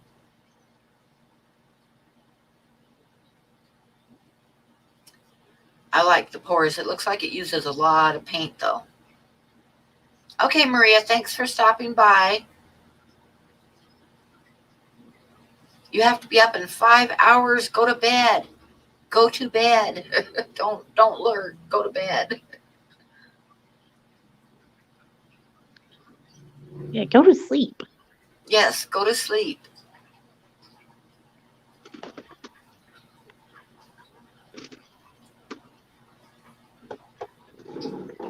And Priscilla's still creeping around backstage. Priscilla, when you get your calendar, on the outside of the package is a card with your address on it. And be sure to open that because it's got a little the little ACEO card of the axolotl is in it. So don't throw that out. It's on the outside of the package in a card. And you have a card coming, Jess, too, but I haven't sent your calendars yet because they're going out in the next batch. Oh, that's fine. Send them whenever. I usually forget to send them to the people I get them for anyway and just keep them all. You have a card. I think it's a duckling or a gooseling. It's a gooseling that you have coming. Ooh! I love little goslings. I don't know why people have such problems with Canadian geese, man. I've always gotten along with them. They like me. You want to come up on the stream for a minute, Priscilla? Oh, she is there. Add the stream. Hi, Priscilla. I've been here for a while. Oh, no, I'm sorry. I'm sorry. I'm kind of slow sometimes, Oh, no worries. Jess. Hey, girl. I totally forgot I won that axolotl. Yay, I'm excited. Yeah, it's a colored pencil one. You're going to like it. Sweet. I need to get a miniature frame for it. I'm picking hair algae. Oh, God, I hate that stuff. Out of some moss. I think of all the algae, I hate hair algae the most. And it's weird because I've got like 2 tanks, 2 10 by gallons that are sitting, or 10 gallons, 2 10-gallon tanks that are sitting side by side under the same light, right? Mm-hmm. So they're underneath the same light, so they're getting the same amount of light, same times of the day, because it's just one big light that they're underneath of. One of them gets hair algae like you would not believe, and the other one never has. So go figure. I have no idea. Fish tanks are weird.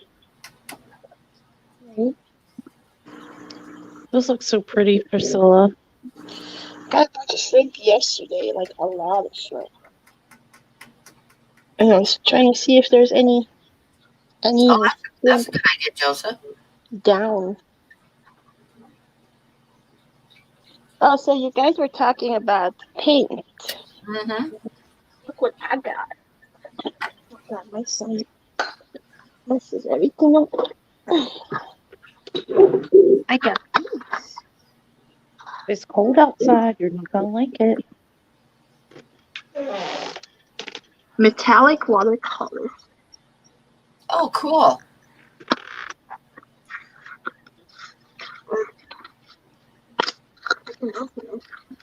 That'll be fun to play with. They were expensive. I haven't used them yet. But... Can I do this with my hand? Alex, don't forget to send me your mailing address. If you're lurking, send me your mailing address. Here, look at this. Well, those are pretty. Isn't that weird? Oh, that's cool.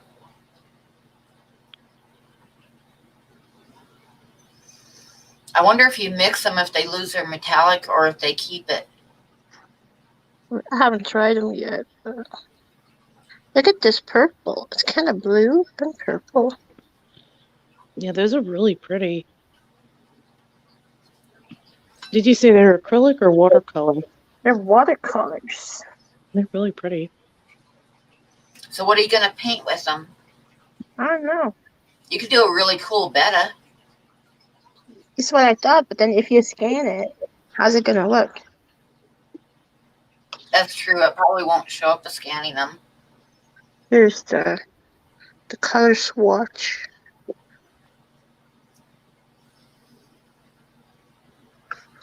Yeah, that's why I wasn't too sure what I'm gonna do with these. But then look at this one. It's like almost white, but then it has like this. Like a, Pinky pearl sheen. yeah. Like an abalone shell. Yeah, that's really pretty. But I'll try it.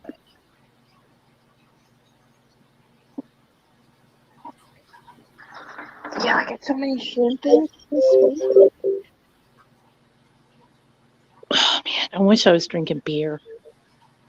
I got like 48 Coronas.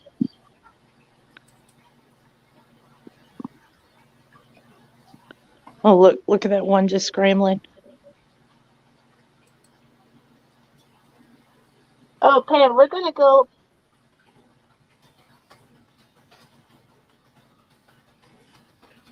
Priscilla, you cut out. Uh-oh. Okay, you're back. My internet. I said we're gonna go into a shutdown starting tomorrow. What kind of shutdown? Like restaurants are gonna close everything but essential businesses. Oh wow. Is your store considered essential? Yes. Well, that's great. Thank God. Someone's gonna feed the fish. Right? But we're doing okay, but they just changed it so that the bars have to shut down at like 10 instead of 2, and then they're limiting gathering, and then I think they have to stop selling beer at 10 as well, which is unfortunate because sometimes I don't know if I want beer until 10. Like 10:30, that's a sweet spot for me. Sometimes, like if I don't plan and I'm like, Like our governor put a law in place where you can carry out alcohol. we can get it delivered now. That's never been a thing here, but now you can get alcohol delivered. But our cases are fairly low in this area, but like I always mask up, go in, get what I need, and then leave, or I'll just get it with my groceries and get pickup, and then they just load it into the car for you. Yeah. Because Yeah, I tried doing delivery, but like there's always something messed up with it, and I tried getting DoorDash, and 3 different times I've put leave it on the porch, and every single time they don't leave it. They just want to, like, they just stand there, and my dogs are barking and trying to get them, and I'm like, put it on the porch. That's why it said even if I put it in special instructions under delivery, it just no. I I do do have I do have a lot of people at the store that do pickup orders, curbside pickups, Yeah, which is the but weirdest thing ever because they call and go like, I want 12 neon peppers. Leave them on the curb. I'm like, no, I'm not gonna leave your fish on the curb. I'll wait till you pull out. yeah, it's cold outside. Yeah. I think we're going to end up in a lockdown here because I know the governor was saying last week that he was going over some stuff that he was going to put some restrictions in place because we're all knuckleheads and weren't doing very good. It's exactly what he said too, but he specified the county that I'm in because we are doing the worst in the state. So I'm sure we're going to have some restrictions thrown on us this week. Jesus. They're just now putting in place, like last week, Laramie got a mask mandate, and now some other counties are following suit. They just got a mask mandate. Yeah, Wyoming's been really bad. Well, Like even when the whole country was locked down, we weren't. I guess So, they knew why the cases are so bad. yeah, yeah, but yeah, they just passed for Albany County. They just passed a mask mandate for last week, and then I saw today that there was like 6 or 7 other counties that were doing it too. Yeah. But I got a feeling we're going to end up with a state. But I think I think he usually announces stuff on Thursday or Friday. So we will be finding out what kind of shutdowns we're going to have. But like I say, we've never had them before, but Wyoming is in trouble. So You want to go in? I'm sure there's going to be some. I feel like in Cold out Wyoming, here. the governor's gonna tell people to wear a mask, and they're gonna be like, "Screw you." Yeah, it's Wyoming. Stupid Yeah. cowboy. Same as some people here. Like one time I went to Walmart, which I tried to avoid like the plague because I hate that store. And I Right. walked up, put my mask on, and this lady jumped out of a truck, cowboy boots, cowboy hat, walks up, and there's somebody at Walmart at the door counting how many people go in and out, right? Mm-hmm. Capacity. Yeah, they passed a deal at Walmart where they can only have so many people in the store at once. Yeah, and he didn't even say anything to her. He didn't even look at her wrong. She's like, I'm not gonna wear a mask. I don't have to. You can't tell me I have to. Walks People are dumb. People are dumb. Mhm. So what can you do? But I just ordered more masks. So I'd also recommend people stocking up on some toilet paper because I heard there's going to be another shortage. Yeah. Toilet paper and they say flour, sugar and flour and your basic baking goods. Yeah. I've got all that from the last time I stocked up. So all your cookie stuff. Yep, cooking stuff and spices. They're thinking they're going to be running low on spices too. I thought about buying a freezer. Hi, Big Yak. How are you? yeah, I have a freezer and I like to buy like meat when it goes on sale and then I get a bunch of it and then just freeze it in individual bags. Like whatever I need and then I can take it out and then if anybody I know is low on it, I can be like, come over here.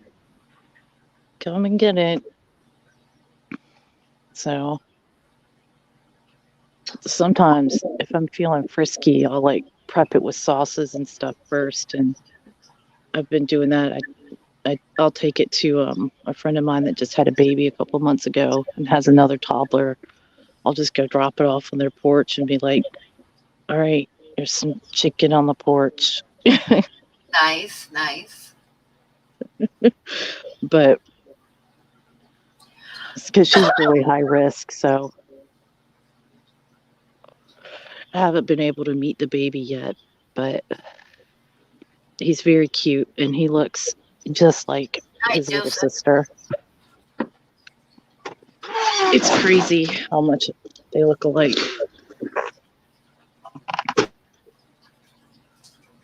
Uh-oh. Just dropped. I think she pushed a button. Oh, goodness. I better get over here and watch for her to come back so she doesn't sit there like you had to.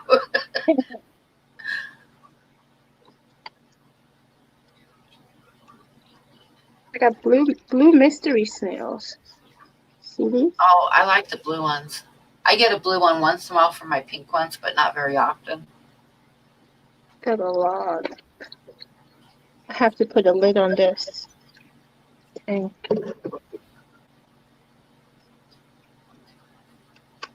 I was gonna tell Jess, I was like, oh, I was looking forward to seeing everybody in the spring, but that's probably not gonna happen. Yeah, it sounds like it'll be like maybe April they'll get the shots out. Yeah, but it's more like shots for high risk people, not for everybody. Uh-oh, Jess hit a button. She said, sorry, I hit a button. See? Oh.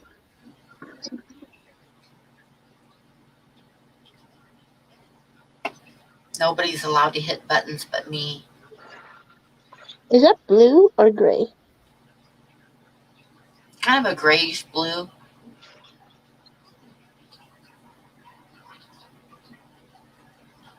Guess it all depends on how the light hits it.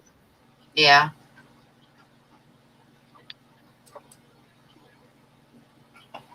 Oh, Pam, you need to get one of these.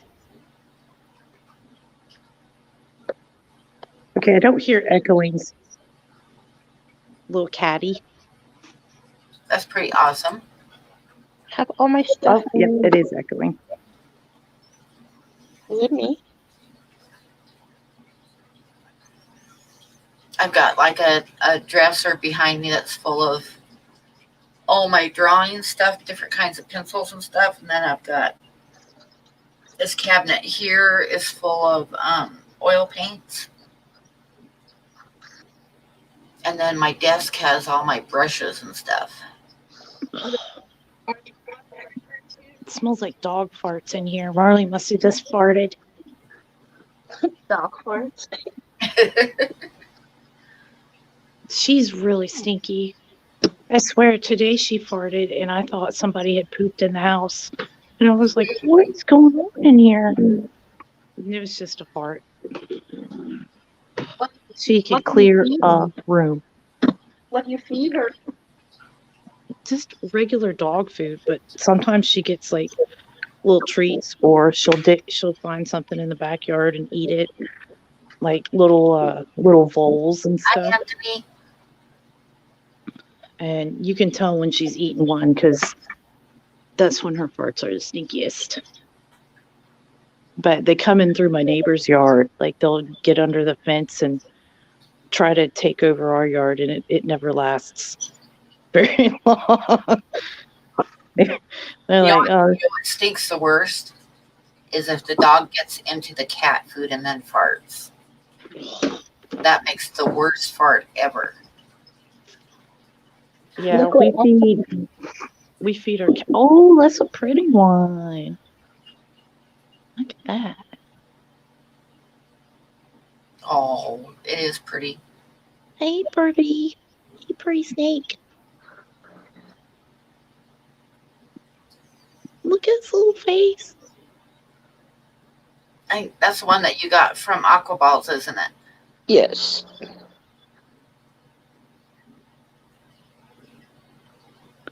Oh, so cute.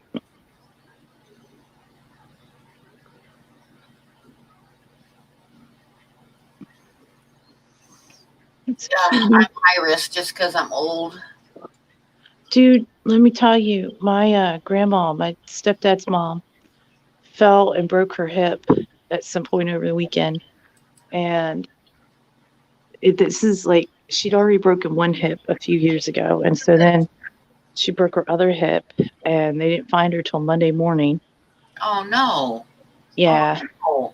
So she's in the hospital, and only my mom can visit because they can only have one person to visit.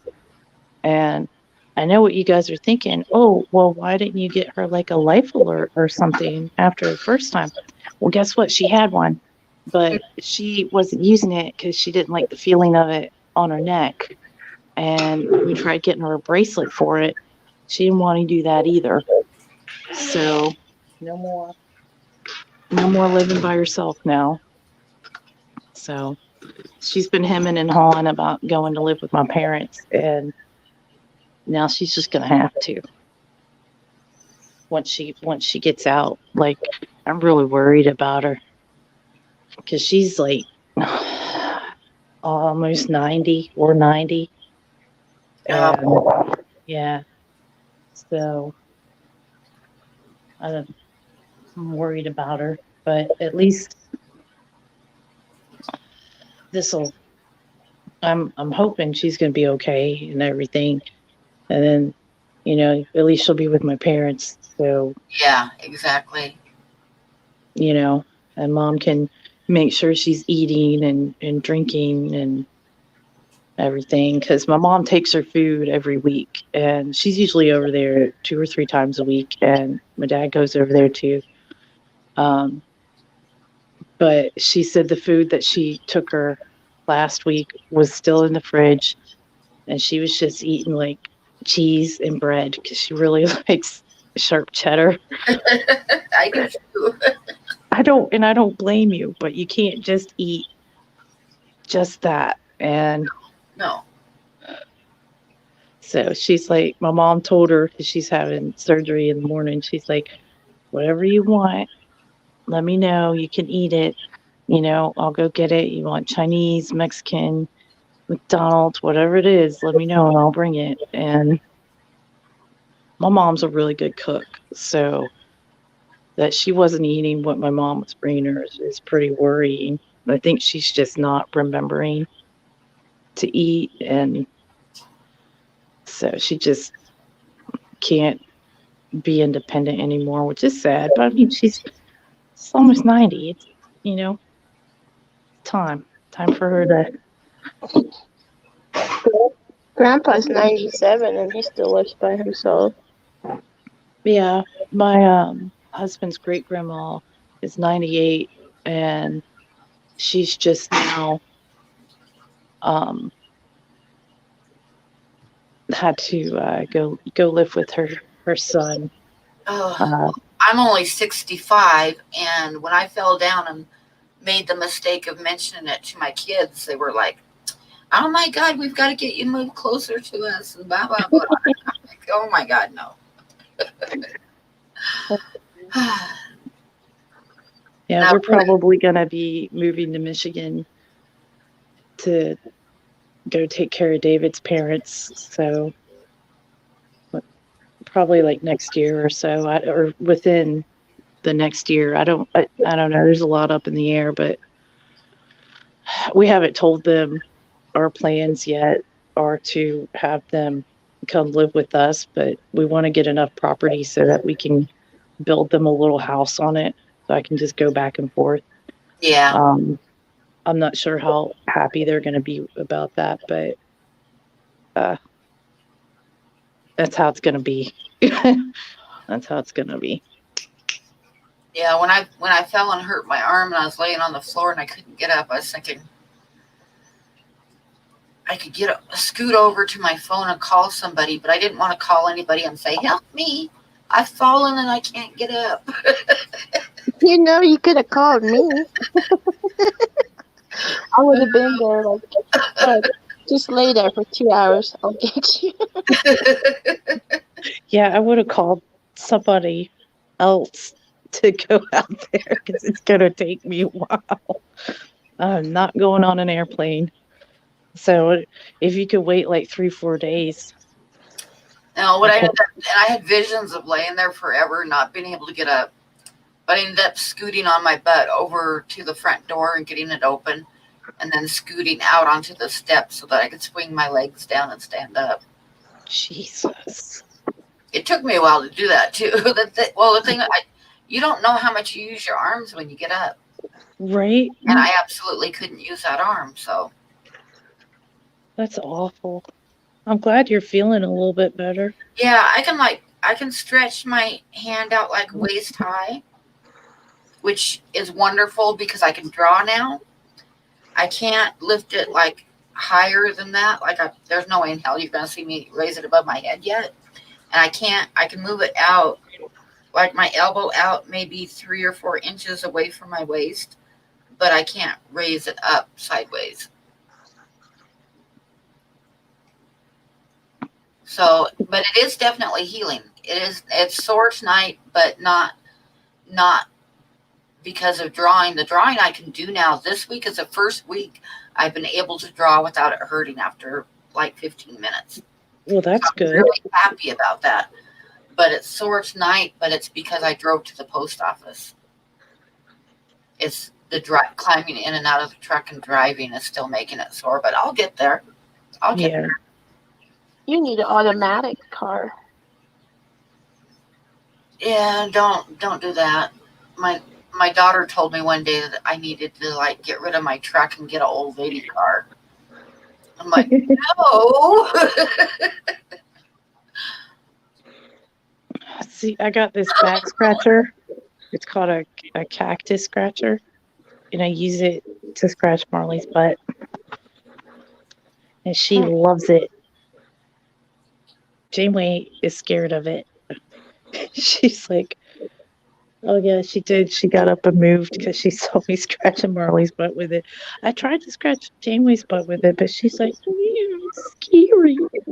You would think, like, if she got out and for some reason she was in the shelter or something and they tried to evaluate her, they'd be like, oh my God, somebody's beat this dog so bad. But really, it's because I've had her since the day she was born, and she's spoiled, and she's like, I don't know what that is. It shouldn't. Don't touch me with that. I'm a princess. I don't want to do that. She's so crazy. Is that good, Marley? Yeah, you feel better? Oh. Somebody wanted to give me a dog yesterday, but it was a 1.5-year-old border collie. Oh. But it was like way too much high energy for. Yeah. No, I don't need a dog like that. No, that dog needs a farm. Yeah. Or a bunch of kids and a big yard and lots of walks. Yeah, and see, I need a low energy dog. Yeah, you need that dog from Funny Farm. You remember that movie with Chevy Chase? He had the dog, the yellow lab, and he had the first dog that the first 2 dogs ran away. It was an Irish setter, I think. Yeah, I think so. All throughout the movie, if you look behind him out the window, you see this red flash going back and forth. Yeah. And then he got the yellow lab that wouldn't move, and he had to move its tail out of the fireplace.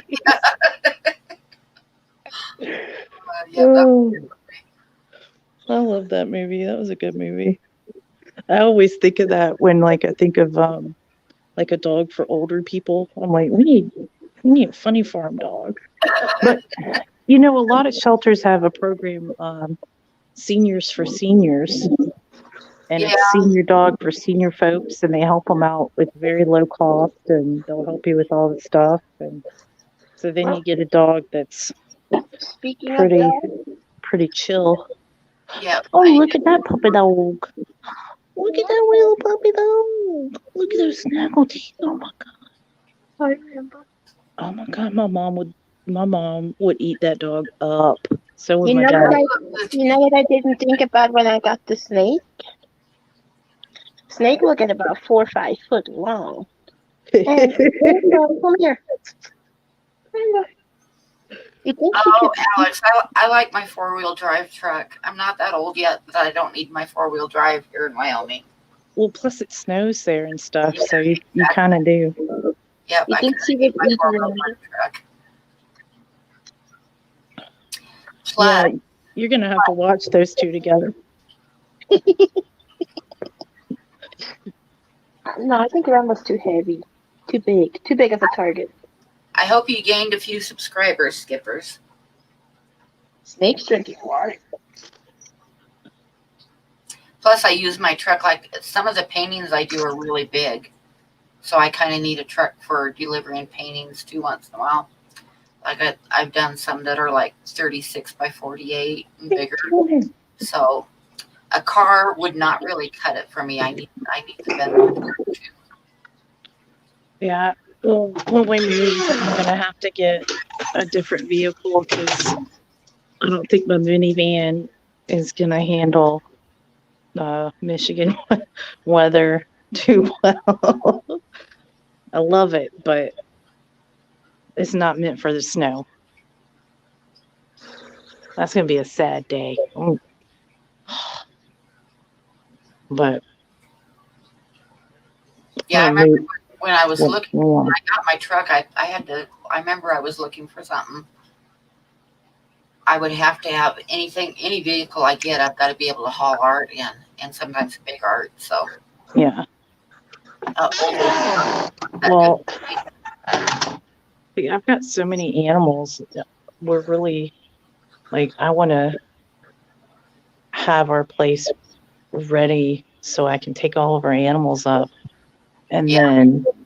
then sell the house down here, like fix it up or whatever they got to do, because I'm not trying to take all my animals out to show the house. And I really don't want to have all our animals at his parents' house. So my cousin said she'll watch everybody for me while like we go house search or whatever, but it's going to be a big change because I've always lived in this area my whole life. Oh yeah, it's And a big change for you. Yeah, but I'm going to make sure that our property has like some sort of running water on it, like a stream or a creek or something.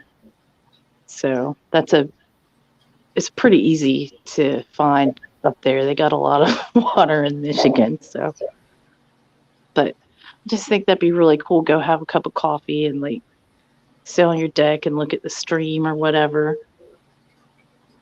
Michigan sounds cold. It is cold. I don't know if it's colder than Colorado though. Probably not. It's pretty cold here. Yeah. Yeah, it's warming up, so it seems like, because I guess last week has been unusually warm for this time of year. The last 2-3 days were freaking beautiful. Like the wind finally stopped and the sun is out, but it's not too hot. It got up to 62 here today. Yeah, same here. It's like, oh my god, this is so nice. She wants some cat treats. Oh, I need to soak my feet in some salt before I go to sleep. They've been swollen for 3 days now. I don't know why. I'll be right back. Tomorrow morning I gotta go pick up some fish at the airport. Oh, fun. It's not, because it takes me an hour to get to the airport, and then it takes me an hour to get from the airport to the store, and then it takes me an hour to get from the store home. So every time I go to the airport, I drive around for like 3-4 hours that day.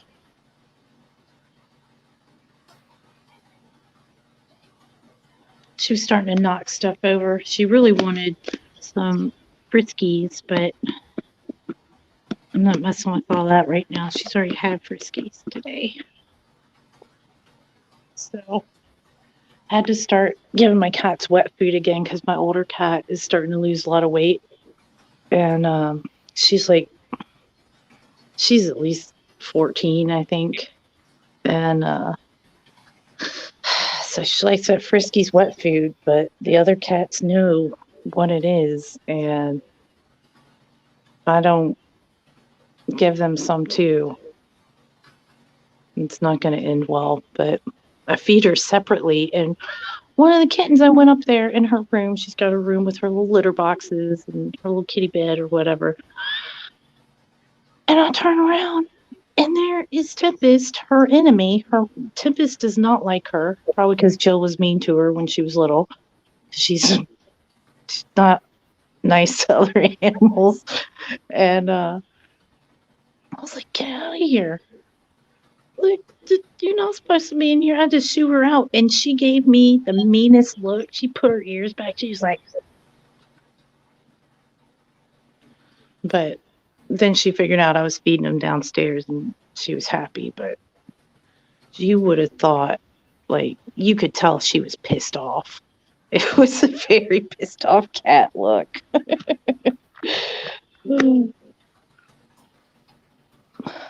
Cats are just cats. They're weird. Yeah. I've got 5 of them. So that's You got a lot. 5 cats? Yeah, Yeah. since when do you have 5? I've had 5 cats for like, I don't know, 2-3 years now. I've got 2 cats. I've got Mario, who is 12 years old, and I've had him since he fit in the palm of my hand and wasn't weaned yet, but he was abandoned, so I've had him for a long time, and he's an asshole, and Yeah. I love him dearly, although he's a terrible asshole. He just tolerates you because you saved his life. Okay, good night, Skippers. Well, And when he- you raise kittens by themselves he like doesn't that, they like don't to be turn out petted. right. Yeah, he doesn't like to be petted. He won't get in my lap. He's always close to me though. Like right now, he's sleeping right beside me. And if Yep. I was back at my desk in my studio, within 5 minutes, he'd be back there underneath of me, but he doesn't want me to pick him up. Doesn't like to be petted. He sleeps with me at night, but he sleeps at my feet. Then the other cat I've got is a solid black cat that has a club foot. He has one club foot in the front, so he's kind of like 3-legged. Mm-hmm. And his name's Moody. And he also isn't real loving. He was one of my kids' cats, and they didn't take him with them when they moved, so I've got him now. But he doesn't really want me to mess with him during the day. You know, he kind of keeps his distance, but as soon as I climb into bed at night, he jumps up into bed and is in my face purring, literally in my face purring, wanting me to pet him. So he gets his pets at night, and then he curls up. He'll like curl up by my chest and sleep, and then Mario sleeps at on my feet. And that's the 2 cats that I've got. Are you doing good on cat food? Yeah, I have like half a bag left right now. Okay. I don't remember when the next one's coming, but I'll check. How long will that last? Oh, probably 2 or 3 weeks. Okay. Alrighty. I like to send Pam cat food. She does. She sends me cat food. I should send you some cat food because you can get cat food at wholesale, right? I send it through Amazon because it's free shipping, and so every couple of months I send her a giant bag of Friskies. And like, because when cats get older, like the older they get, the more they love that Friskies. Like my dry food, I use a different dry food, but I use they that don't like it. Hills, whatever stuff it is. Mm-hmm. The white bag with the blue The and science diet. Yeah. Yeah, that's good stuff. But my I cats miss won't eat that. having a dog really bad, but not much I can do now. Yeah. Plus, with everything that's going on. So that's what I mean. The shelter isn't even open. Yeah. Oh, Do they have online profiles of the animals they carry? I checked the other day and they had like 3 adult cats, and that was Oh, all they wow. Huh. And I don't need another cat. The cats I Right. have would not be happy if I got another cat. Yeah. That's I'll the never worst have thing you this can many do cats to again.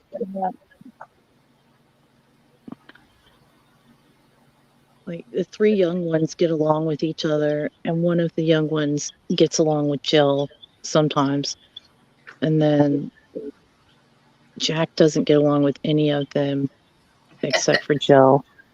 But he has an outside girlfriend too, so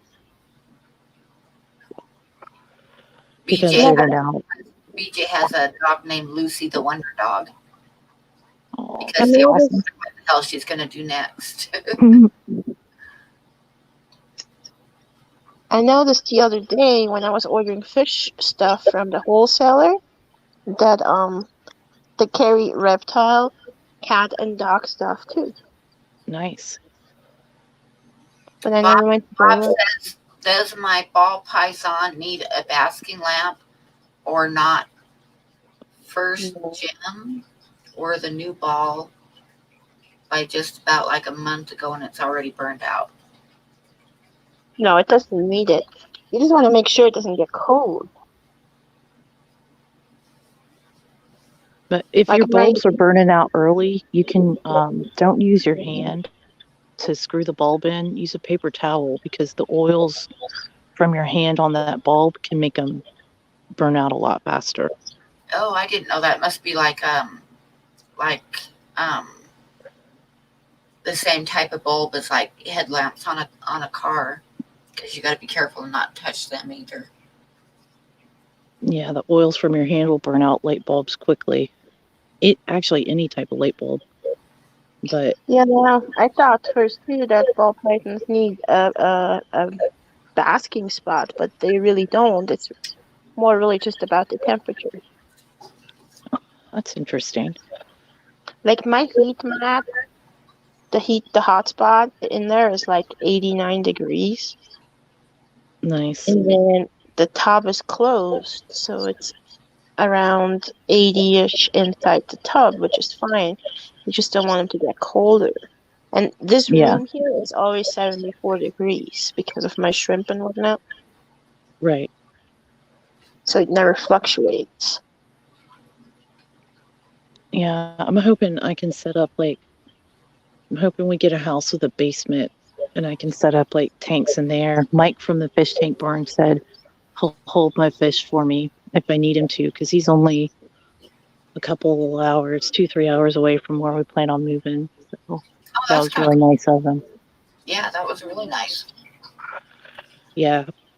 I'm kind of looking So at Priscilla's snake, thinking I might want a snake. I I know a guy. never thought I'd like a snake, but one of my kids had one, and I took care of it for a week, and I really liked it. yeah. I know a guy that sells ball pythons. Right. Yeah, that was what it was. It was a ball python. Yeah, I like ball pythons. They're my favorite snake. This snake's super chill, but she acts like she's hungry again. I fed her like 3 days ago. Like, I'm not gonna feed you again. She knows That's it's the only, winter time. She's trying to stock up. but that's the only downfall with snakes. If you have to feed them live or frozen or whatever, if you have to feed them live, then you have to go to the store Yeah, once a week. exactly. Yeah, I don't want to do that right now. Yeah. I'm sure I you don't could want to do. get any more animals until we have a Until lot more room. after this stuff's over. Yeah. I'm sure you Yeah. could do curbside pickup too and that kind of stuff. But I'm just lucky because the reptile store is about a mile and a half from where I live, and they always have rats. Yeah, That's So that's like, nice. that's the other thing here. When one of my kids had a snake, we were like the pet store here didn't always have them, and that's kind of a pain in the neck if there's only one pet store in town and they don't always have them. Yeah. Yeah, like in Boulder, there's another fish store, Aqua Imports. They also do reptiles, and they do have sometimes mice and rats, but it's a hit or miss. But then the reptile store here, it's like called Scales and Tails. It's the only place between the Wyoming border and Denver that has rats nonstop. I think that's probably their best seller. Oh wow. Everybody goes there. And that size snake, it's not too bad to feed her price wise. Like one rat's like $3.50. But when she gets big, the jumbo rats, I think they're like $14 a piece. Ugh.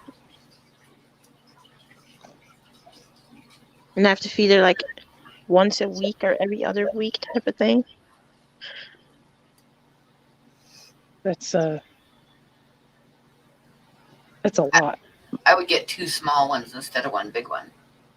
But I don't wanna breed rats because I know if I breed the rats, then I'm gonna keep the rats and I'm gonna end up with 100 rats. Because I'm like, oh, this one's so Oh, cute. gross. Really hurt you. Yeah, Okay. rats are really good pets. Yeah. Yeah, they are. They're very smart. And, Yeah, they're like little tiny dogs. yeah. I wish the snake would be a vegetarian. Last time when I went to go buy a rat, I told him I just need a hopper rat. And he pulls it out, holds it up, and like, is this one good? And I'm like, can I get another one and just don't show it to me? Yeah. I don't want to see it.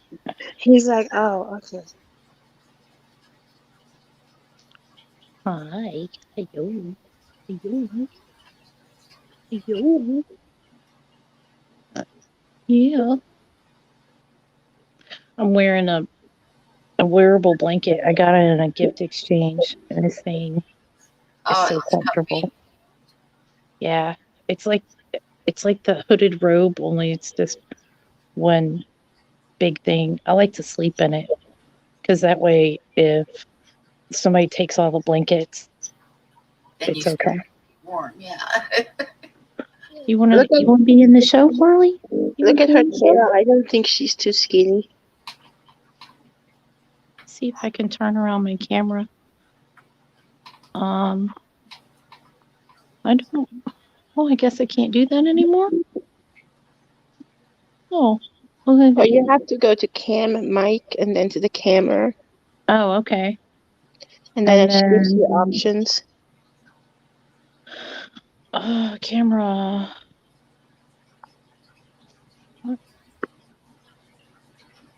Oh, I don't know what that. Oh, that's weird. Okay, I'm not doing that. Uh-oh. There's 2 different ones. One that's like wide angle and one that's like regular. This says, oh no. It says if I'm having issues, I gotta restart my device. Uh-oh. You're good. Can you still hear us? I can hear you. Can you guys see me? Yeah. All right. Well, I can't see y'all. Hmm. I don't know what's going on here. Let me see. Maybe I gotta push the button. No, well, I'm glad it's not frozen on that face that I see, because that's not. No, it did not freeze. That's so weird. Yeah, I can't see you guys. So, Yeah, no, you're good.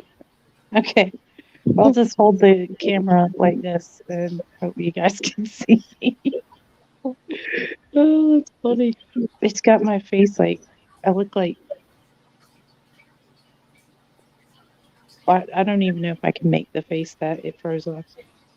But trust me, it looks really funny. I was like, okay, oh, that's not gonna help the views. Ooh. That's about as fast as the snake moves. See, I'm missing out. Who's still in chat? I can't see chat. How many people do we still have? 25. Look at her belly. That's pretty, actually.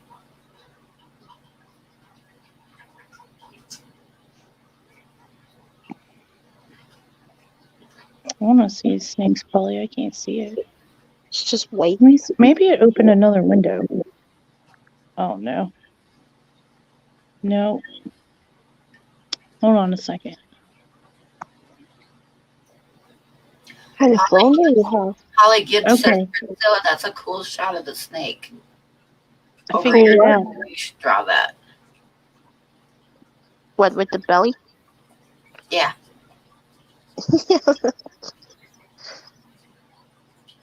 Okay, I figured out what was happening. My phone was like, hey, there's a program that's using your camera and your microphone. And I was like, yep. Really? Yeah. And it's still broadcasting to other people. I just can't see it. So, But thanks, you know what's Google. crazy? I got used to drawing fish scales, but I know the snake scales are different.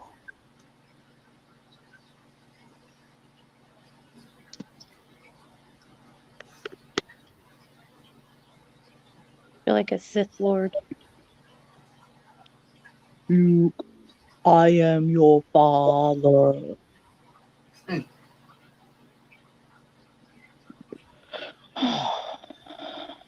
Oh, so today I went to UPS and I was trying to get a piece of art scanned, right? Mm-hmm. And they won't let you use the machine anymore. They have to do it. Oh. Oh. And there was no USB on there.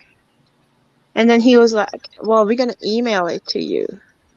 And I'm like, how big's the file going to be if you email it to me? I was like, that's not going to work. Yeah. Right. And then I was like, whatever, I'll give it a shot. So I had to pay $2 for him to scan it. And I had to write my email address down. And then he said, we'll send you the email within an hour. And I have not gotten the email. Oh, crap. Did you check your spam folder? Yes. I've got to stop by the print shop here if they're open even, because I want to get prints made of the discus. The one here is closed. And I want to get the discus done to send to my Patreons and then do a few extra to sell prints. But I don't even know if they're open. You should, It should say on their website. Yeah, I'll have to look and see. Because I need to get that done. how much do you pay per print there? I've never had anybody do them here yet, so I don't know. Because I think they get a little pricey at the print shops. You should hit up Jason from Jadron Aquatics. Yeah, I never thought of that. I should ask him. He can do 8.5 by 11.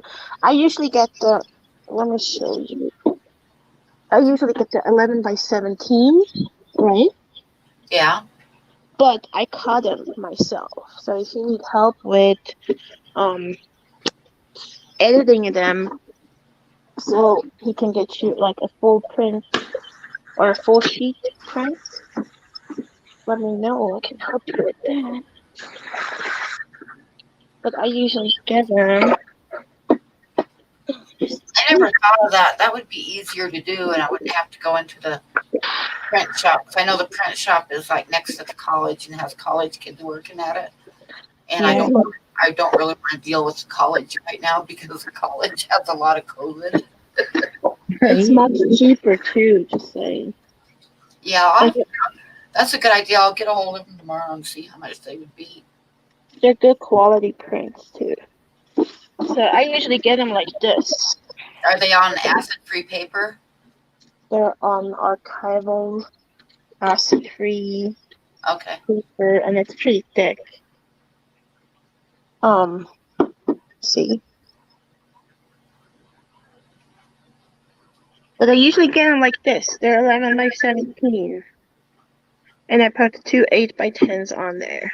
Yeah, my problem is with the discus, it's gonna be like really long and skinny. So Oh, which is fine. This is 11 by 17. You just have to make the width 17. Yeah, the length. Or the And width. then you can cut them down. And I use the only cutter that works to cut this big stuff is this monstrous thing, which is actually pretty cheap on Amazon. Yeah, I have a little paper cutter I got at the craft store. This one? It's very similar to that. That's I think it's a different color. Swing line? No, That one mine is Fiskars. This one's 11 by 14. Yeah, I got it because I got it at Michael's because I had the 40% off coupon or whatever. Yeah, And so I was like, all right, I'll get it because I got the coupon. But I made sure when I checked out, I was like, don't use this on this little thing I'm getting. I'm like, use the coupon for this because I'm not paying full price for that. But it works really well. It'll cut cardstock.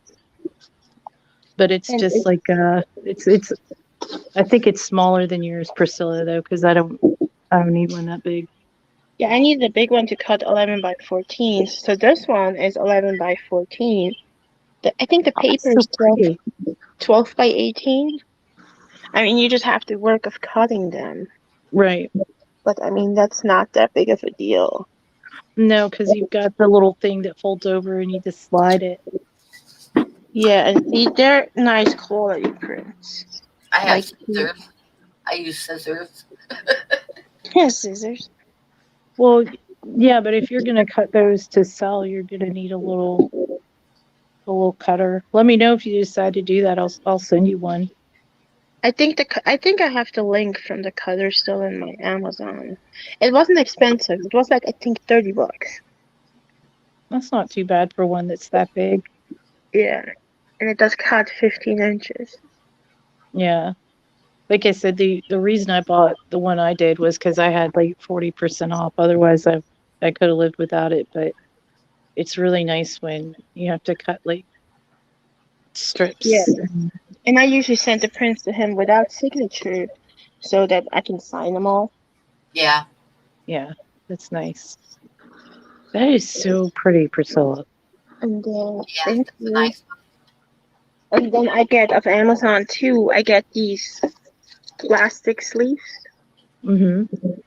Yeah, I get those too, so you can put them in and like I've got like the standard size ones, like 11 by 14 and the 5 by 7s to slip my drawings in. Yeah. And these are.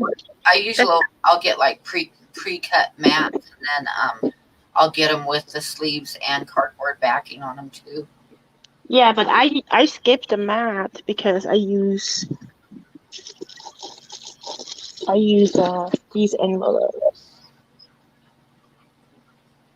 They're actually not much more expensive than the yellow ones, the paper ones. Oh, nice. And they are rigid envelopes. Yeah. Now, see, I needed some something to send the calendars.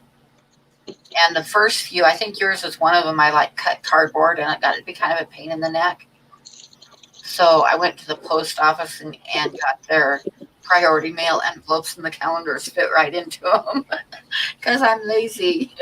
Yeah, no, the calendars I just did in regular envelopes. Because those rigid envelopes, I don't think they're too expensive. I think it costs about 40 cents an envelope, which isn't terrible. Whereas the cardboard's going to cost you just as much. Yeah.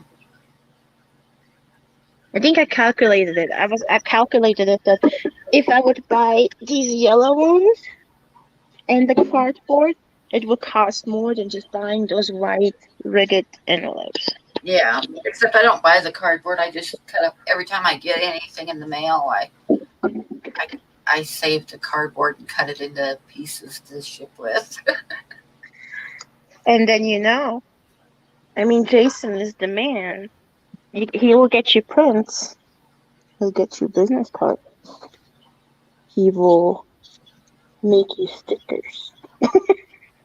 Yeah, I got some stickers from him, but I didn't even think about doing prints. But I'm going to get a hold of him tomorrow and see how much I can get some prints for. He puts everything in one of his paper boxes, and then he ships it UPS, and it's like $20 to get it shipped to you. Yeah.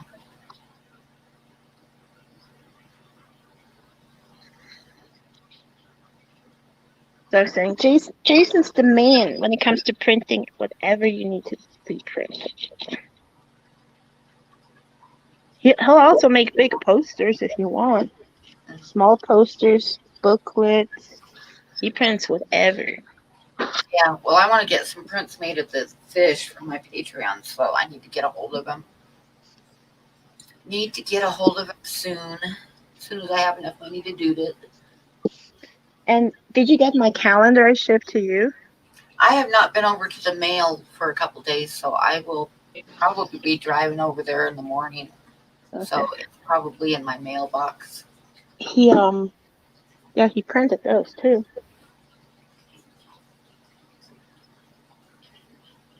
I don't have one. I didn't order enough. Oh no!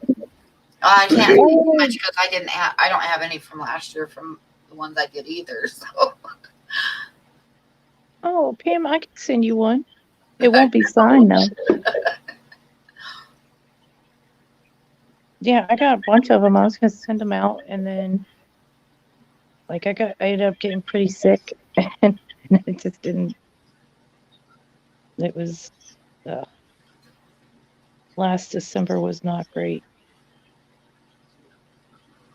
But what can you do? yeah. So Well, I feel kind of bad you didn't get them sent after you bought them. I don't. More for me. I know So, Bob said he never even opened up his. He ordered. I think he got 2 last year, and they're still not even opened up yet.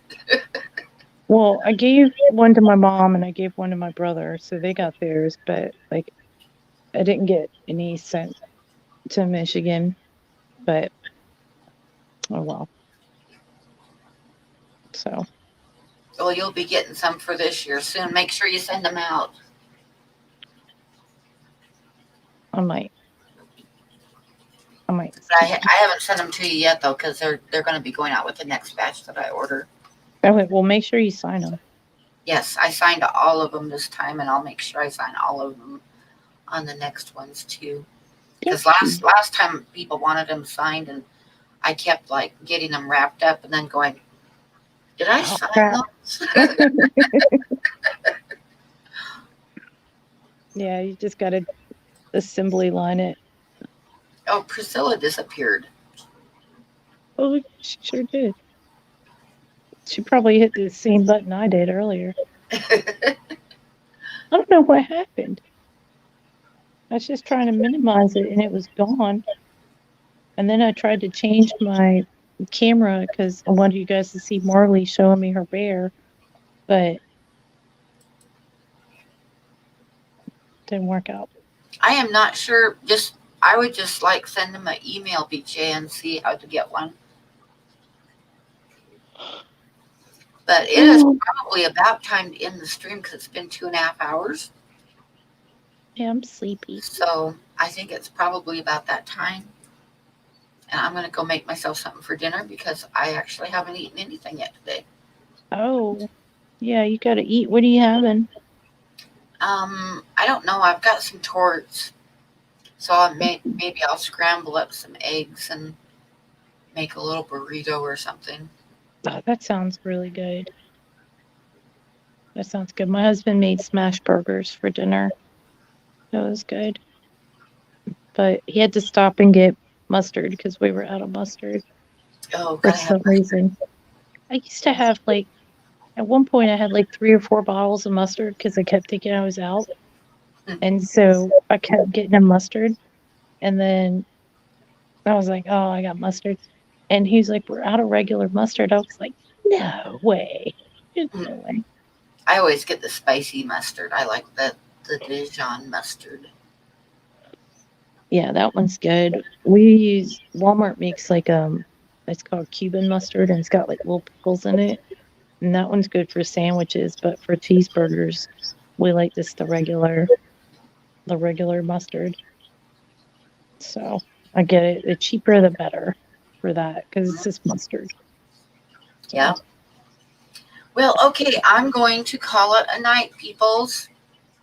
good night. Thanks for Good having night, me. everybody, and thank you everybody that did a super chat, and thank you, Jess, for your turkey dinner stuffs.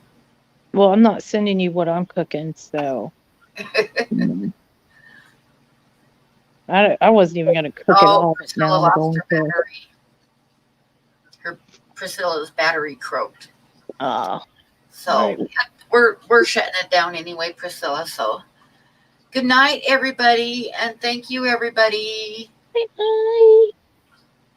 Thank you to my Patreons, and thank you for super chats, and thank you for coming in.